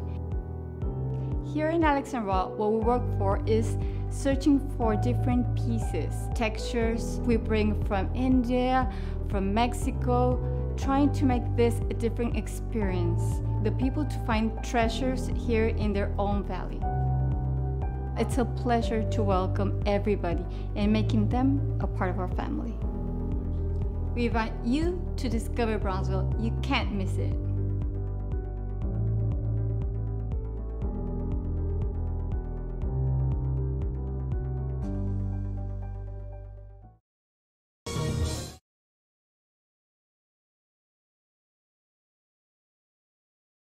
Raiders 21-0 here, trying to fend off an attack here from the Bulldogs. Yeah, it's been an auspicious start for the Raiders here in the second half. They fail on an onside kick. First down, they throw a prayer up, answered by the Bulldogs, though. Returned, then a penalty, and after a good 5-minute pause in action, we're going to resume back to live action. The Bulldogs 1st and 10 from the Raiders 15-yard line after a David Chiquito interception. On first down, Bulldogs trying to get on the board, and they had a man open. A little bit of holding there by the defender, not called. And the tight end, the big tight end right there, he might have been better off putting 2 hands up instead of 1. And number 5 is waving his finger. No, no, no, that was not holding, sir. Come on. And I believe that's a fullback, number 35, also their punter. That is Raul Tito Cantu, the senior fullback for the Bulldogs. Yeah, he had to step on the defender, just could not haul in that pass. And it'll be 2nd and 10 for the Bulldogs at the Raider 15-yard line. Give is up the middle, not much doing. Great job by the Raider defense as another penalty flag flies. I'm not sure that was a penalty flag, Javi. I think it was one of the people on the drum line. Oh, was it? Yeah, they flipped up their drumstick away up there. Something flew. I saw the same thing. Unidentified flying object has been spotted here at PSJA Stadium. Those bass drums down there throwing some acrobatics, throwing their drumsticks up there, and you know, it looked like a flag. I was with you on that one until I saw that they came down with it. I still have very good peripheral vision, man. I pick up everything that's going on down there. But no infraction by the band members right there by the drum line. So it'll be 2nd down. The quarterback flings it. Great defensive job. Batted down by the defensive front. Great pressure on the quarterback right there by the senior, Marco Salinas. That brings up a 4th down, and more than likely the Bulldogs are going to try to get themselves on the board with a field goal. And yes, that's exactly what it looks like as the kicker is stepping off and counting his steps. Here we see the replay. Quarterback rolls out, but he rolls out into the rushing arms of the defense. Number 11, Marco Salinas, the senior, puts his hands up, bats the ball down. Incomplete pass. It is now 4th and 9. There's 7 seconds on the play clock, getting ready for the field goal here. It's a 31-yard field goal attempt. Good hole, good kick. It hits the crossbar, and that's the type of season the Bulldogs have had. They do a great job on interception, great field position. Looks like they're going to put some points on the board, and then clank off the field goal post.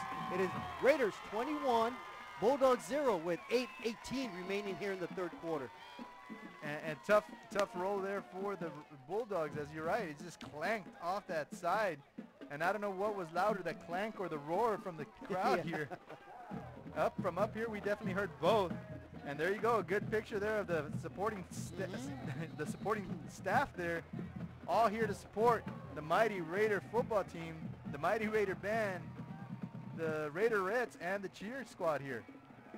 So the Raiders give up an interception, do not give up any points, and back to work are the Raiders.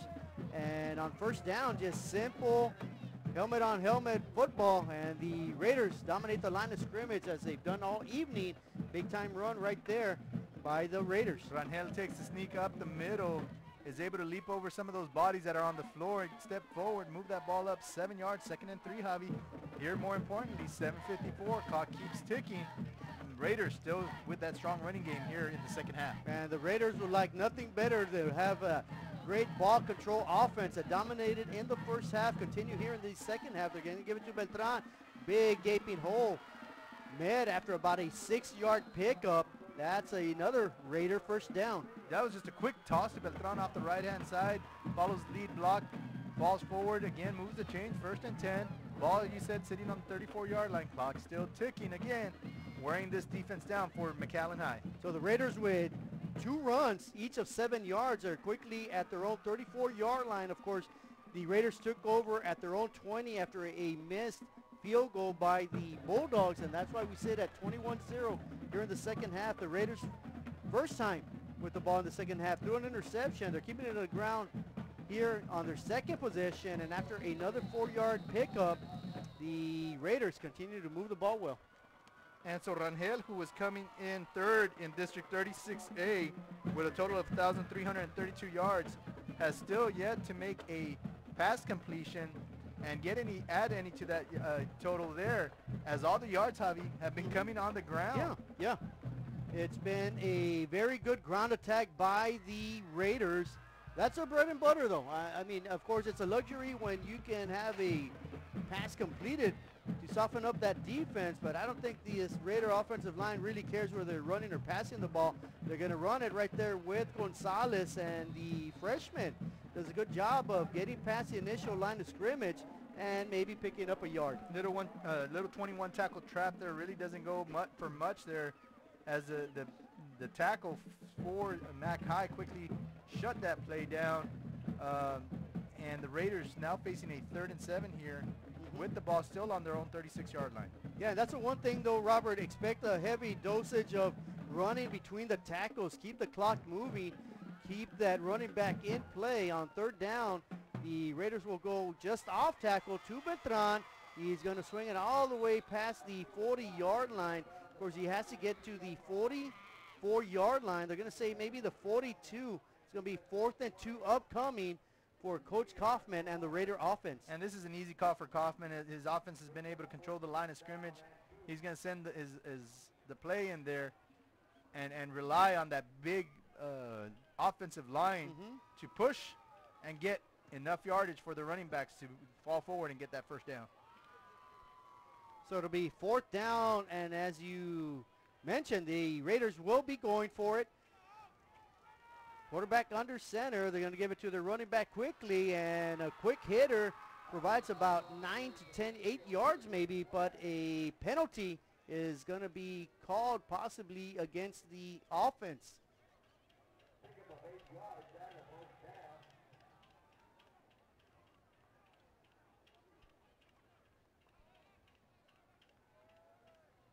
And so I believe you're correct as the punting unit goes on there.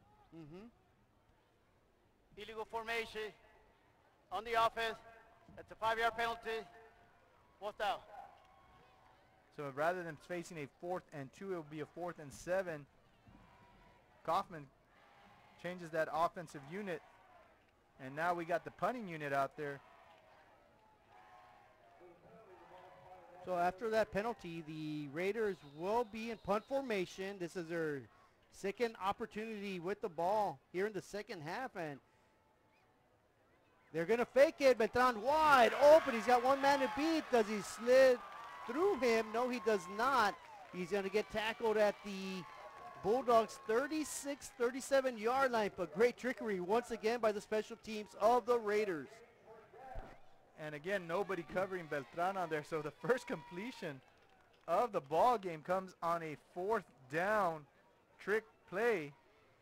That play moves the ball from the 36-yard line to the opposite 36. So 1st and 10 for the Raiders. So big time yards right there on the Raiders. 2 for 2 on 4th down situations. They give it to Beltran, who just caught a reception to pick up that first down, and he's going to muscle his way past the 30-yard line. They're going to mark him down at the 29. That's a good 8-yard pickup on 1st down.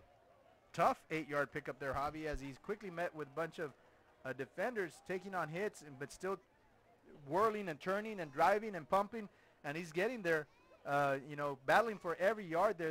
That's exactly the type of play you want coming into the end of the season as you're getting ready, as it looks like this evening, to enter that state playoff race.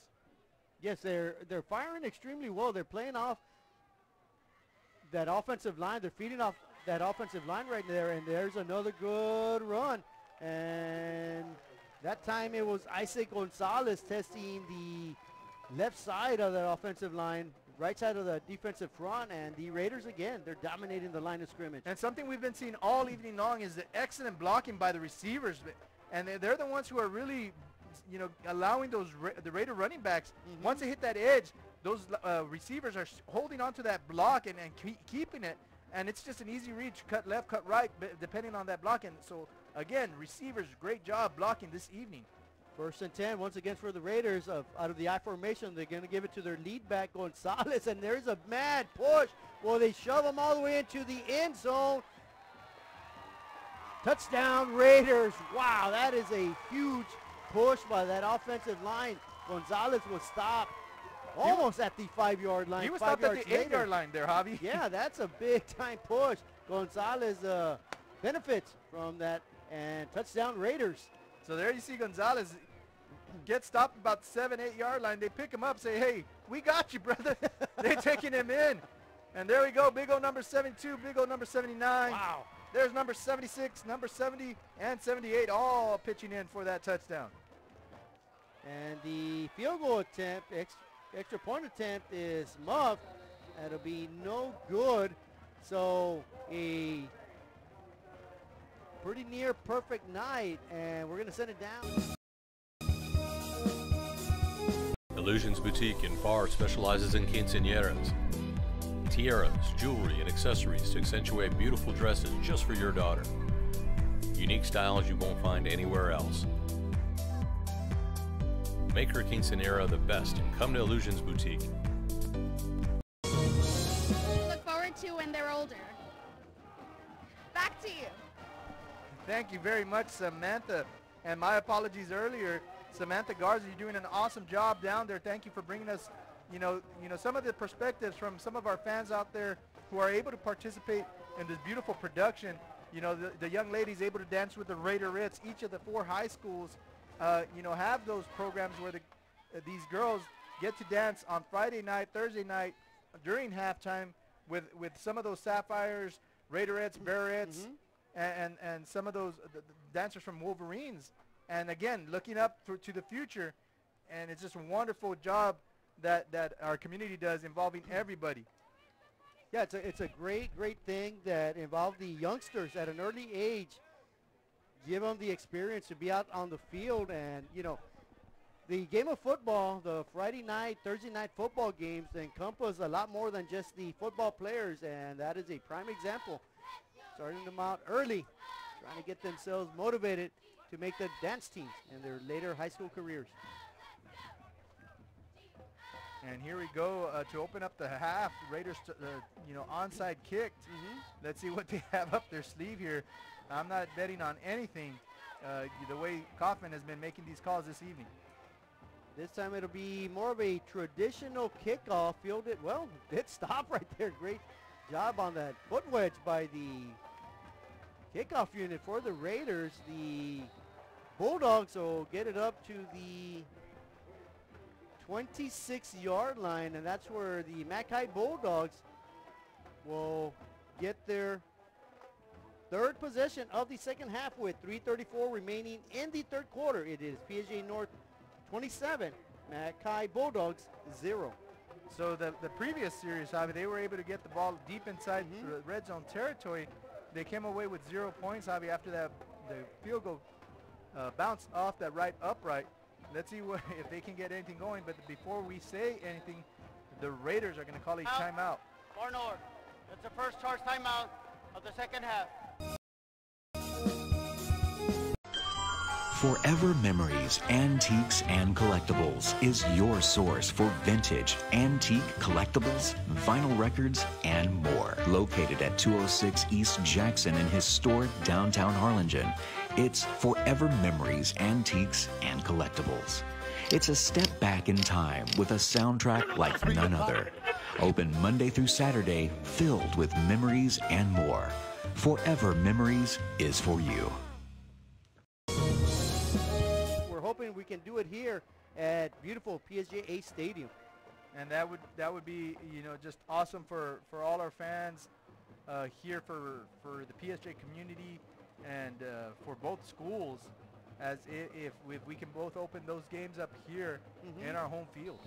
Yeah, that'd be a big advantage for our football teams, the community, to come out here and support the pride of PSJA, which is PSJA High and PSJA North in football this season. And on first down, the Bulldogs are going to try to attempt a pass, and the quarterback just kept running back. Maybe they're trying to set up a screen play that just never got going. And so they're trying to argue that it did not cross the line of scrimmage, as he was outside of the tackle box. So no flag there. There must have been a receiver in the vicinity, in the area there, because it clearly did not get to the line of scrimmage. So it brings up a 2nd and 10. This time the Bulldogs trying to stretch out the Raider defense. Two receivers swung out to each side. The quarterback drops back, looks to his left, scrambles to his left. Going to move for about a 5-yard pickup, maybe 6. Good job of scrambling by the Bulldog quarterback. And that internal clock was ticking. I thought he was going to take that sack just at the last moment. You know, the alarm goes off. He gets out of that pocket, runs, scrambles off to the left-hand side of that offensive line, and is able to pick up 5 yards there, Javi. 3rd and 5 now. Ball sitting on 32-yard line.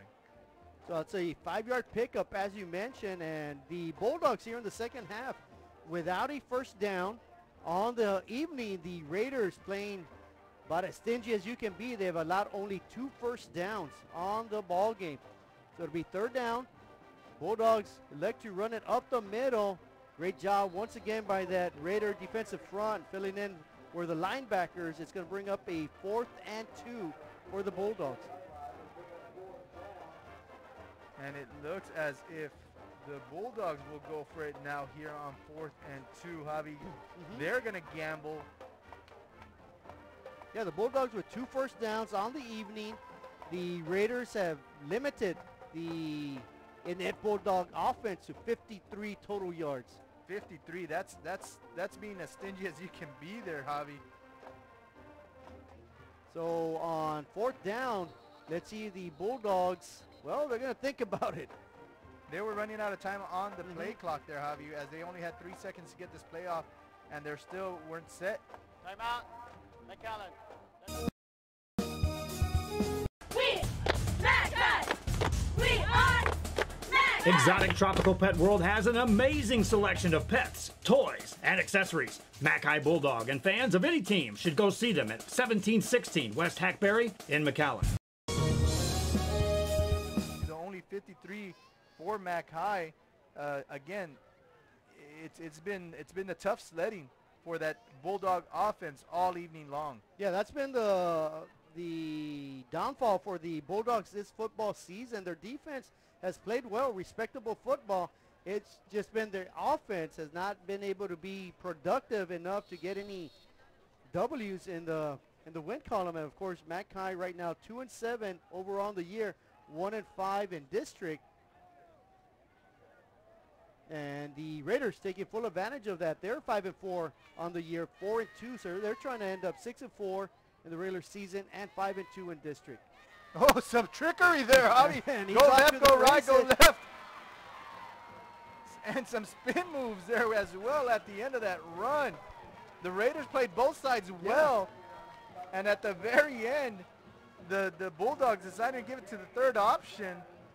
And it works well for them as they're able to pick up a huge gain of yards there, move the ball across midfield into Raider territory. Ball sitting at 38 now for the Raiders. I lost the ball on that one. That was all over the place.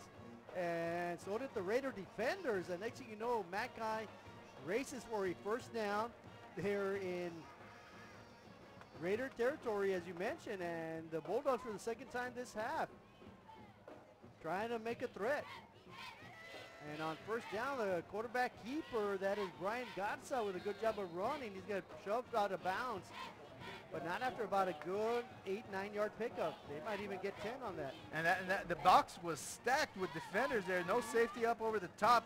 Everybody knew it was going to be a run. They quickly shut the middle down, and he stutter steps a little before he sidesteps to the left, and then quickly bursts out to the edge, gets the yards needed there, moves it to about 2 yards short of the first down. Ball now sitting at the 30-yard line of the Raiders. Yeah, good 8-yard pickup by Brian Garza. He's been alternating quarterback position with Robert Amador, and the Bulldogs get around the edge. They're going to yank him down by the shirt, but not before the Bulldogs pick up a first down. Number 28 trying to follow his guard and tackle after they pull off to the right-hand side. Again, defense does a good job of pursuit, but you're right, Javi, not before he's able to move the chains there. 1st and 10 for the Bulldogs. Minute 27 and counting here in the third quarter. Raiders still lead 27-0. And here we see the replay, number 7 Sanchez, again holding on for dear life and allowing his defense to get, and defense pursuit to get to the ball carrier. Yeah, and unofficially, I had 7 Sanchez with 133 tackles coming into this ball game. He's probably got another 15 already. So outstanding job by that defensive demon in the defensive back. And here we go again. A lot of shoving and pushing.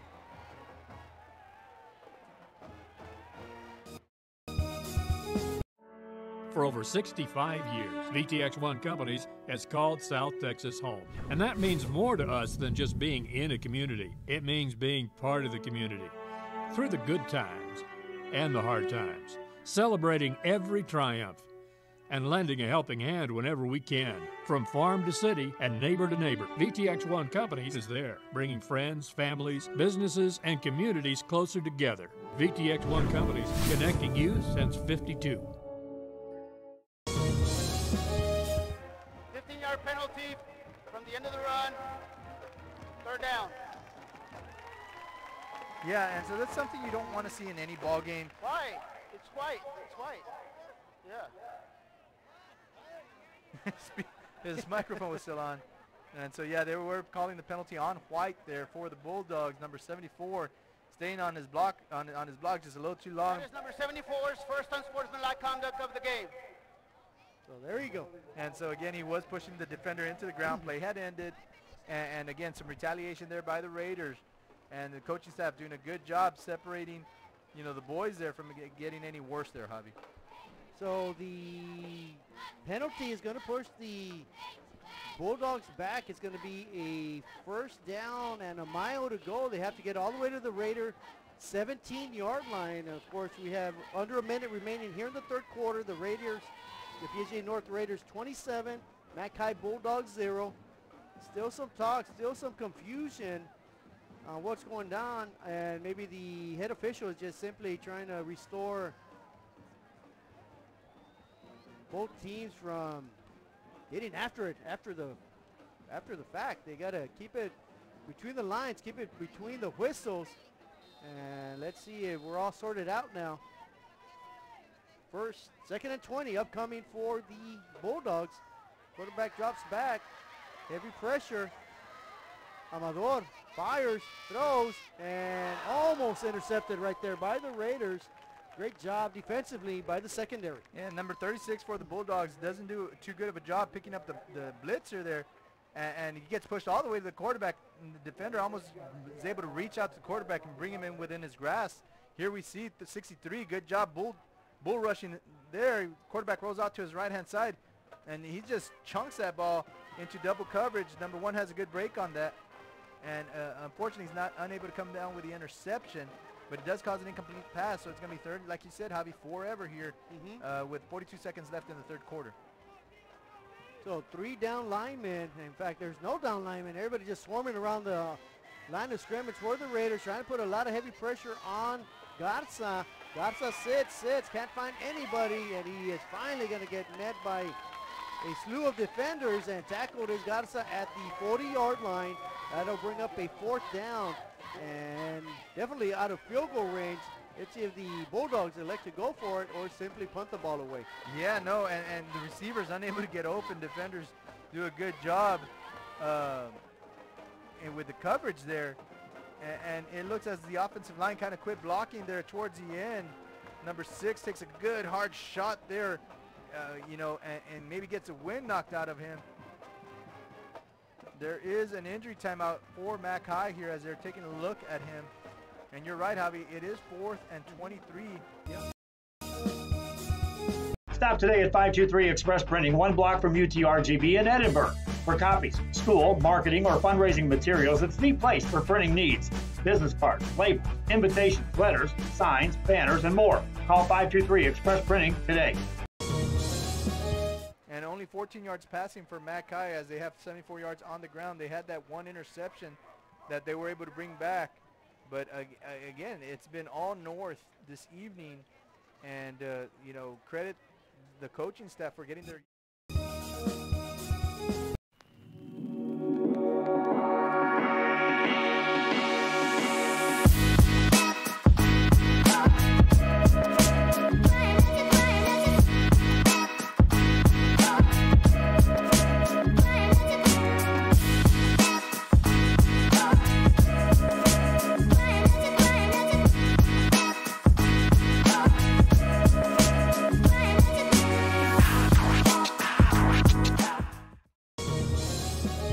Faces of the ball game, you know, their offense is dominating thanks to that great offensive line. Good job by Rangel, Gonzalez, and Beltran moving the ball down the field. And then you flip the ball over on the other side, and that defensive front is dominating. Of course, Seven Sanchez, a tackling machine, adding some great linebacker play. And the Raiders, can we say, Robert, are they peaking at the correct time? They are. But you know what, Javi? You can't go into a playoff game one-dimensional. Arturo Beltran and Rangel is going to have to find that success that he had passing, you know, because, I mean, they haven't needed it tonight. Right, not tonight, but they will need it next week in the first round. Absolutely. That's for sure. And that's the difference. The other teams that they will face, you know, whoever it may be, and we know it's going to be a team from the Laredo district as we draw a conclusion to the third quarter here at PSJA Stadium, DHR Hillfield. Your mighty PSJA North Raiders 27, the visitors from McAllen, the MCHI Bulldogs 0. And, you know, Robert, as I was going to say, you know, the level of competition is going to intensify rather quickly next week. You know, this is a run-through game, if you will. This is something you just want to get out of here without any injuries, fine-tuning your offensive, defensive schemes. And next week, I guarantee you, the Raiders are going to be in a battle because District 29 6A, which encompasses Laredo, Del Rio, Eagle Pass, there's no slouches over there. No, absolutely not, Javi, and you're right. You know, you set yourself certain goals at the beginning of the season that you want to accomplish. One of those is district championship and to make it into the playoffs. But I guarantee you, you do not want to be a team that's one and done. Right. That's not the goal of any of the teams that are in the playoffs. And I guarantee you that all these teams, they have sights set much higher than just that first playoff game, but they got to take care of business first. And you're absolutely right, Javi. You're going to have to shore up all the parts of your game, your special teams, offense, your defense, and you have to prepare very soundly for the opponent. Fourth down, MCHI going for it. They pass it, and even if that would have been completed, that would have been well short of a first down. So the Raiders, on the opening play of the fourth quarter, will take over on downs, and they're going to have good, solid field position. And let's see if the Raiders and Coach Kaufman and staff elect to start sitting some of their players and getting ready for next week. And it doesn't seem as if they're set just yet there, Javi. Again, you know, you're going to look at working at different parts of your game here. And the Raiders, with the 1st and 10 ball sitting at the 40, have a good opportunity to do just that against this MCHI Bulldog team. So this could be one of the final drives of the regular season for the majority of the starters. For the Raiders, Isaiah Rangel a shotgun formation, 2 receivers to his right, 1 to his left. He's going to fling it out to the left, and that should have been a complete pass to Rolando Coronado. I think he was looking downfield already to see if he can beat the one-on-one coverage. Instead, the ball sails right through his hands. Yeah, it's thrown a little bit behind him. He has to adjust to it, unable to bring it in. And that would have been the first completion for Rangel all evening long, coming in the fourth quarter. Instead, it's drop pass. And again, 2nd and 10 for the Raiders here. 27-0 ball game. And the other thing that was not very positive about that, on a negative note, that does stop the clock. It'll be 2nd and 10.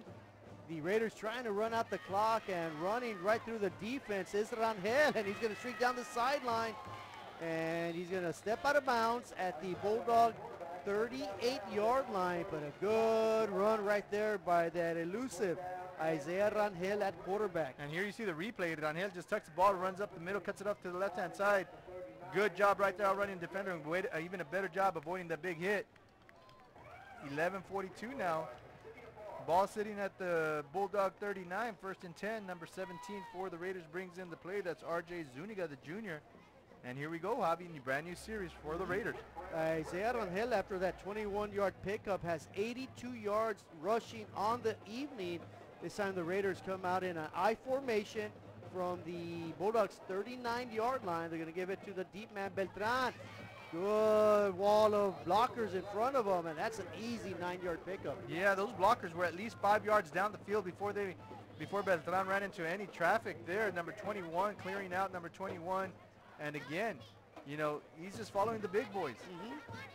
Yeah, a good job right there by the freshman running back, Isaac Gonzalez, picking up that block, springing Beltran for 9 yards. And I believe with that run, 9-yard pickup, Beltran with 110 yards rushing on the evening. Let's see if Rangel can join them over the 100-yard mark. And misdirection, misplay right there.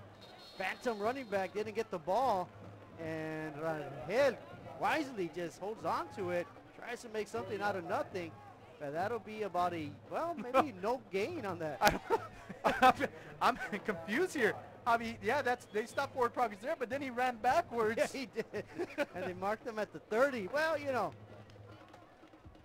All right. When it's working for you. Exactly. And they say you got to be good and you got to be lucky. And tonight, the Raiders are a fine example of that as they lead 27-0, 10.5 minutes remaining in the ball game. There you go, your standard run. And Isaac Gonzalez just cannot shed his defender, but still more than enough for a first down. And the Raiders are inside the 30-yard line. In fact, they're going to spot them at the 27. So 1st and 10 Raiders from the Bulldog 27-yard line. 1st and 10 Raiders, number 10, Joe Barberena, the junior, going in with the play. Clock is ticking, Javi, here. And, you know, the Raiders are really just cementing this win here. If they can punctuate it with a score here, that'll all but do it. And the Raiders are going to quick toss it around the right side past the 35, the 25, the 20. Barrows over a couple of defenders and gets pushed backward at about the 17-yard line. That's exactly where he had to get to, and that's probably about a 10-yard pickup. If not, it'll be 9 yards for Beltran once again. And here you see the toss, and your blockers are taught. As soon as you clear the edge and you're able to go north and south, you hit it, and that's exactly what Gonzalez did. He saw the edge, comes up, gets some blocks. Rangel reads that, goes upfield, and that's the reason they're able to get those 10 yards there on that play.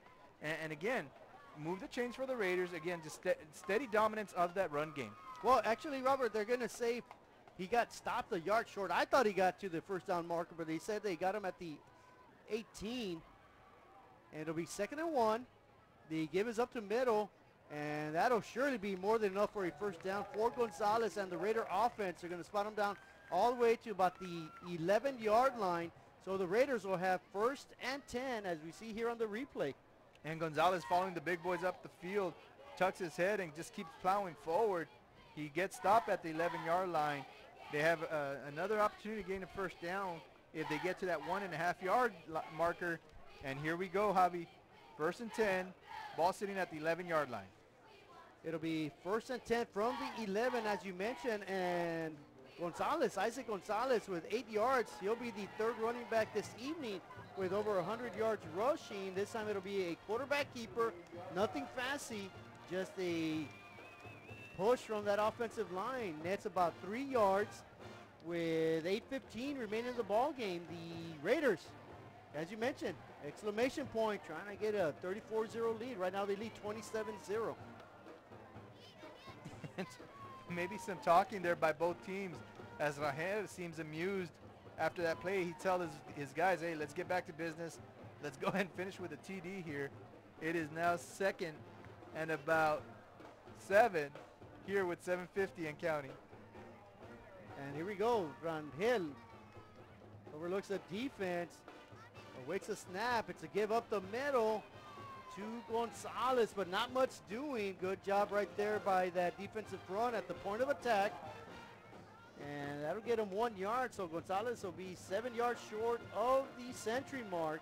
Of course, Rangel has already surpassed that, as Beltran has done also. So a little correction there. I think Rangel with 85 yards rushing. 85 yards. Well, he's going to get it before the night's done. I guarantee you that.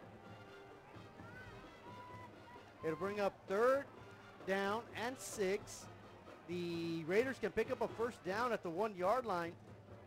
Before getting in the end zone, they're going to give it to Beltran. Beltran lowers his shoulders, tries to move a pile, does not. And they're going to mark him down at about the 3 to 4, maybe the 4 yard line. Possibly the 3 is going to bring up a 4th and 2 upcoming for the Raiders. And very interesting 4th and 2, trying to make it goal line stance. You know, the Bulldogs are trying here. But again, they really have been unable to answer the call here on 4th down, as the Raiders, either with some trickery, some luck, or whatever, you know, have been successful on all their 4th down attempts.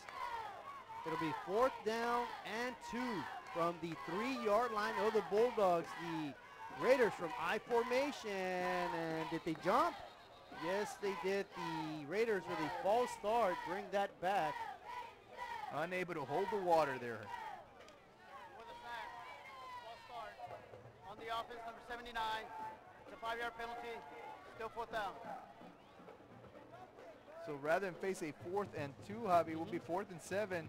We've seen this happen again where they've decided to go on 4th down. They have that false start. They get pushed back 5. Last time they punted. This time they're going to try for the field goal here. It will be a 25-yard field goal for the Raiders. 25-yarder upcoming for Jose Alvarez. And it is successful. So just like that, the Raiders open up a 30-point lead. It is now PSJA North 30.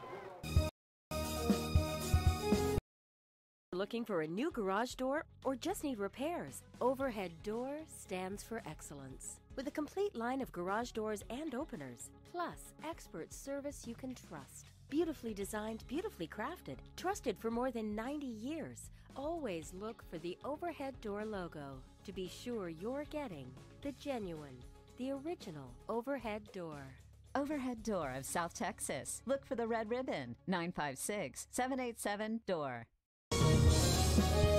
De La Joya Juarez Lincoln, 28-14 the score. If that stays like that, the Bears are going to be district champs for the first time since 2005. Back to you. And thank you there, Pedro. And of course, Pedro is talking about both the Raiders having success, a win tonight, assured of a playoff spot, and of course the originators, the PSJA High Bears, looking to win a outright district championship for the first time since 2005. And right now, over in La Joya, they lead 28-14.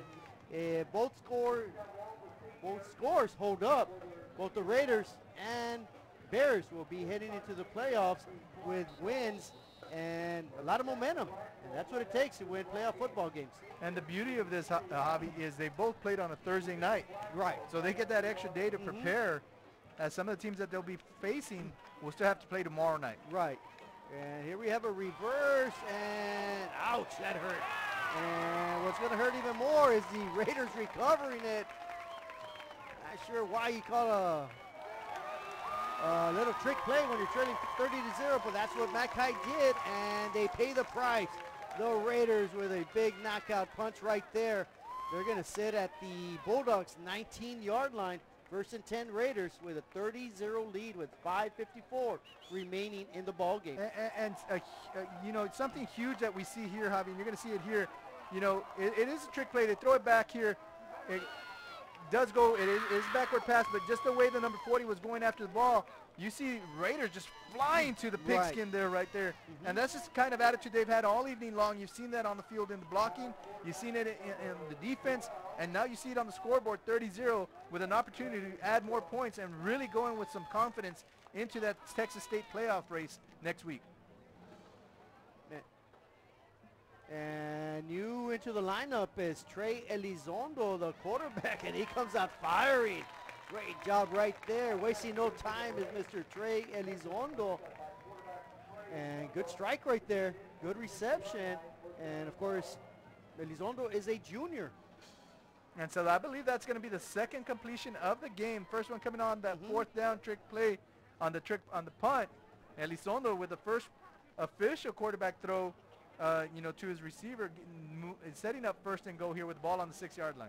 So after a 13-yard completion from Elizondo, the Raiders are in business once again. Can they punch it in? They're going to toss it out to their halfback. Puts his head down, gets upended, lands at about the 1-yard line. So the Raiders are 1 yard shy of scoring once again, and I believe that was Jonathan Arias with that carry right there. That is number 18. You're right. Jonathan Arias, a sophomore, upended, falls about at the 1.5-yard line there. But nonetheless, 1 yard away from scoring, 4:50 here in the fourth quarter. Looking to add on to the lead, the Raiders are. Second and goal. It's a touchdown, Raiders, no doubt about that. The entire team was halfway in the end zone, and that'll make it 36-0 Raiders as the reverse by the Bulldogs fails. The Raiders recover the ball at their 19-yard line. A couple plays later, 3 plays later, and that's a Raider touchdown. And Elizondo selecting to keep the ball himself. Says, I got this, guys. And there he goes, first score of the season for Elizondo. Congrats, big guy. And, you know, the Raiders, with that extra point now, extend the lead 37-0. Yeah.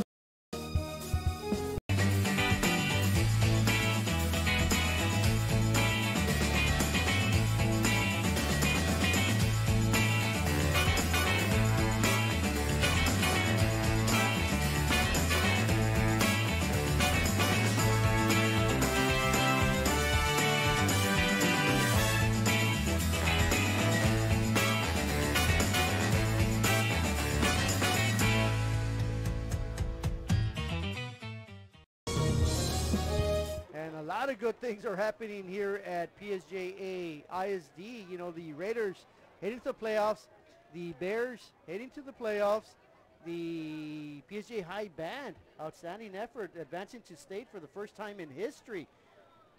So a lot of excitement here at PSJA ISD. So 4:39 here left in the fourth quarter. You've had an awesome game all evening long.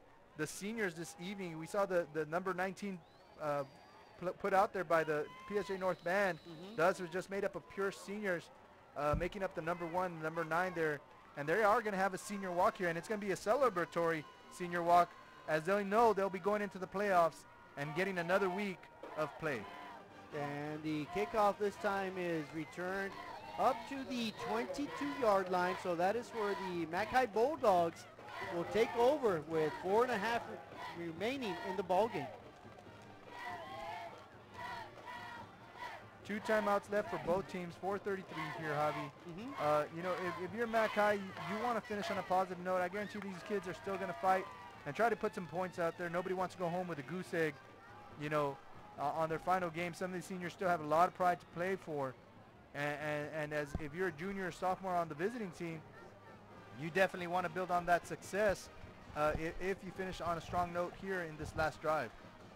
And let's see if this Raider defense would like nothing better then to keep the shutout going, a lot of replacements on the field for each team, and right there the Bulldogs take advantage of it. They streak past their own 40-yard line, knocked down as a ball carrier at the Bulldogs 43, so good run on first down, picking up a first down for the Bulldogs, and new set of downs upcoming. Franklin Arellano for the Bulldogs takes the ball, moves it up to the 43-yard line. Good play there on first down for MCHI.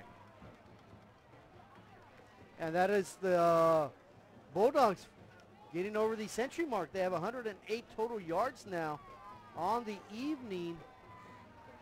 And after a 3-yard pickup by the Bulldogs, that'll bring up a 2nd and 7 from their own 46-yard line with 3:45 remaining in the ball game. 3-yard gain there. You know, it's tough 3-yard. Defense still not wanting to give anything up. You do see some new bodies out there giving them some experience. And again, 2nd and 7, 3:28 and counting. And on first down, the give is around the right side of that offensive front. Near the first down, but he's going to be 2 yards short. He does cross midfield to the Bulldogs, so the Bulldogs will have 3rd down and 2 upcoming from the Raiders' 49-yard line. 3rd and 2, the coach on a little faster pace for MCHI, as I said, Javi. You definitely want to walk away with a score. You don't want to walk away with 0 points on that board. And so with under 3 minutes remaining, this could very well be the last drive of the game. And the Bulldogs would like nothing better than to have something positive to end the season here with a good solid drive, but the Raider defense all over the place. Defenders flying everywhere from every direction. That's another tackle for a loss, and that's going to bring up a 4th down. The Bulldogs get pushed back onto their own side of the football field. That's the second charge timeout of the second half. Hino Gas is a proud supporter of Valley High School sports and academics. We encourage you to be prepared for the fall and winter season. Visit hinogas.com to get your propane discount. At Hino Gas, we're here to help. Call us today.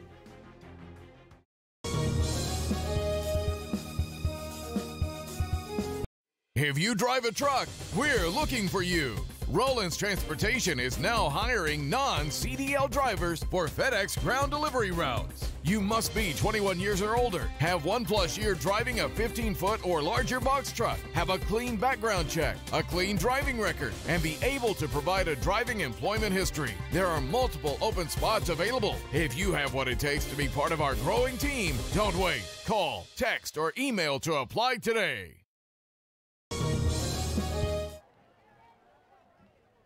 The Bulldogs will be going for it, looking for a deep pass. It is caught at the Raider 44-yard line. Great job of connecting with the receiver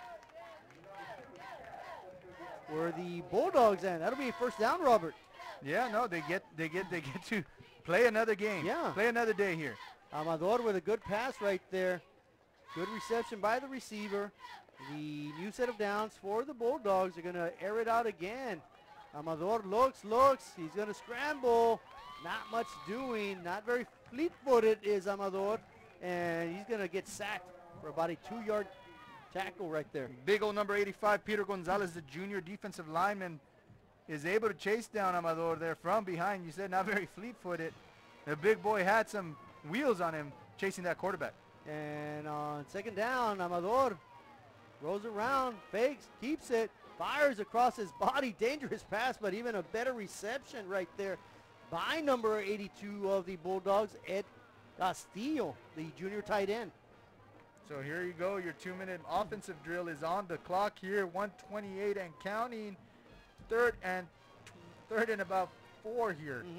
4 down territory for the Bulldogs. Amador looks, good pocket, fires. Does his receiver hang on to it inbounds? They're going to say no. That is out of bounds, so that's going to bring up a 4th down and a minute 15 remaining in the ball game. So a flood route there for MCHI, and you had all your receivers within about 5 to 6 yards of each other. So with 3 receivers in on the right-hand side, you had about 4 or 5 defenders there. Very dangerous throw. He's trying to throw it out of bounds. Throws it a little bit too far out. Receiver's unable to keep his feet in bounds. He does make a reception, but for no avail. And here we go. 4th down. Of course, the Bulldogs would like nothing better to pick up a 1st down. And they just do that. They get past the 30-yard line. New set of downs upcoming for the Bulldogs. Of course, we are going to approach the 1-minute mark. In fact, right now we're at 1:10 as they reset the chains. And the Raiders, who have dominated this evening, want to end the season, the regular season, with a shutout. They're going to put pressure on Amador. And, oh, is it? No, it's not. I thought that was going to be an interception. And if he stays in bounds, he's trotting in for a touchdown. That would have been J.J. Navarrete, the senior. That would have been fine right there for a senior. Great memory to pick it off. Instead, he kind of dropped it. And here we see that, the throw. He does not see Navarrete coming up, makes a play on the ball, and he's unable to receive it. And you said it before, that's why they play defense. That's why they are on the defensive side. And little Stickum should have been put on those gloves. It'll be 2nd down. Amador, heavy pressure, and he's going to be brought down along with a lineman. That's number 35, the fullback. Oh, he's a big boy there. Oh, he's playing tight end right now. So he's on the line of scrimmage, and the Amador emphatically spikes it. With 36 seconds on the clock, it was already 3rd down. Here we see the replay here. Number 19 steps up into the pocket. He's unable to find an open receiver. 85 just takes him on down along with big old 35 there, Javi. And with facing a 3rd and 10, the quarterback decides to spike it rather than try to make a play happen there. It is now 4th and 10. And that is a lot of love on the sidelines as we see that footage right there. Coach Kaufman getting drenched right there by the Gatorade or water. Great excitement, great feeling right there by Coach Kaufman, guiding his team back to the playoffs. Amador slings it, almost intercepted once again, and that'll be about all she wrote. With 30 ticks remaining, the PSJA North Raiders dominate tonight, 37-0 over the MCHI Bulldogs. And you talked about them peaking right at the right time, and you're absolutely right there, Javi. They had that surprise loss against Memorial. Memorial, quickly came out and stunned the Raiders. They were unable to recover, but they've done just fine after that ball game, as we see them come out here and take care of business against a McAllen team that has struggled all year long. And the Raiders did exactly what they needed to do. Yeah. And here they are in victory formation, final play of the game here, Javi. And it's been a great season for the Raiders. It's been a great season so far for myself here. Tomorrow we'll have Easy in this chair as the PSJA Southwest Javelinas will have homecoming against Brownsville Porter Cowboys. It will be a fine ball game tonight on Friday Night Lights here at PSJA Stadium. But for tonight, the PSJA North Raiders pick up a very important win, cement themselves in the state high school playoffs. They will play next week against a District 29 6A opponent. And the Raiders win tonight 37-0 on behalf of Robert, Damian, myself. And we're going to send it down to Mr. Pedro Leja. If you're looking for custom hats, shirts, or jackets, then you want Master Stitch. Custom embroidery and screen printing are what we do. Any logo or design, great quality at the right price. For shirts like this, it's Master Stitch. 2500 US 281 Edinburgh.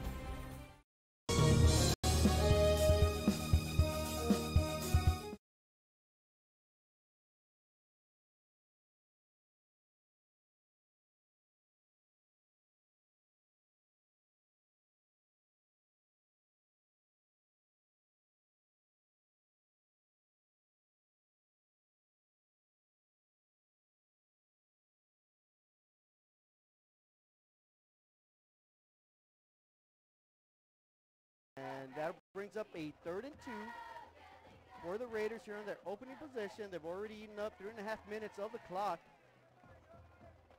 Steady ground game what we expect from the Raiders tonight, and that'll continue. Big gaping hole around the left tackle, and that'll be the freshman Isaac Gonzalez with a great dogs.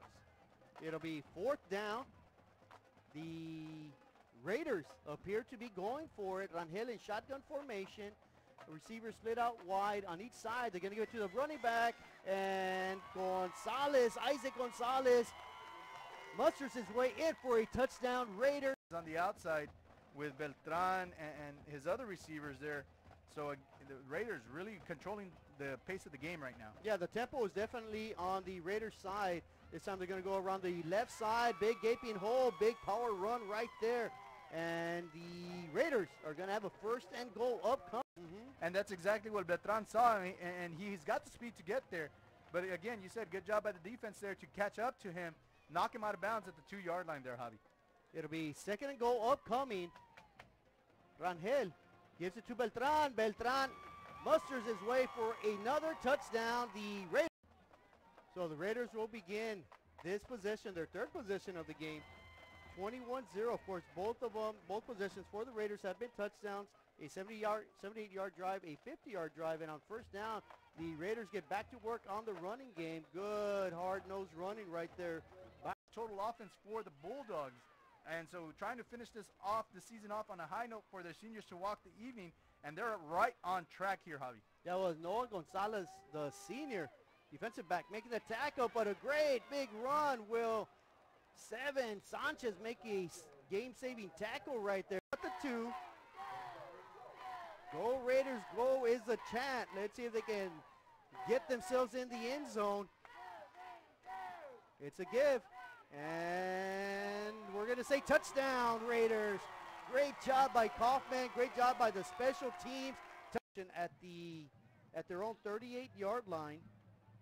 And on 1st down, Beltran sits back in the pocket, fires deep into no man's land, and that will be intercepted by his counterpart, number 3, David Chiquito. And Chiquito quickly gets past the 40, gets belted hard. So after that penalty, the Raiders will be in punt formation. This is their 2nd opportunity with the ball here in the 2nd half, and they're going to fake it. Beltran wide open. He's got one man to beat. Does he slid through him? No, he does not. He's reach, cut left, cut right, depending on that blocking. So again, receivers, great job blocking this evening. 1st and 10 once again for the Raiders. Out of the I formation, they're going to give it to their lead back, Gonzalez, and there's a mad push. Well, they shove him all the way into the end zone. Touchdown, Raiders. Wow. The Raiders taking full advantage of that. They're 5-4 on the year, 4-2, so they're trying to end up 6-4 in the regular season and 5-2 in district. Oh, some trickery there, Javi. Go left, go right, go left. And some spin moves there as well at the end of that run. Punted this time, they're going to try for the field goal here. It will be a 25-yard field goal for the Raiders. 25-yarder upcoming for Jose Alvarez.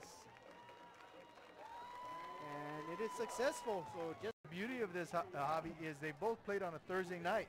Right. So they get that extra day to prepare, as some of the teams that they'll be facing will still have to play tomorrow night. Right.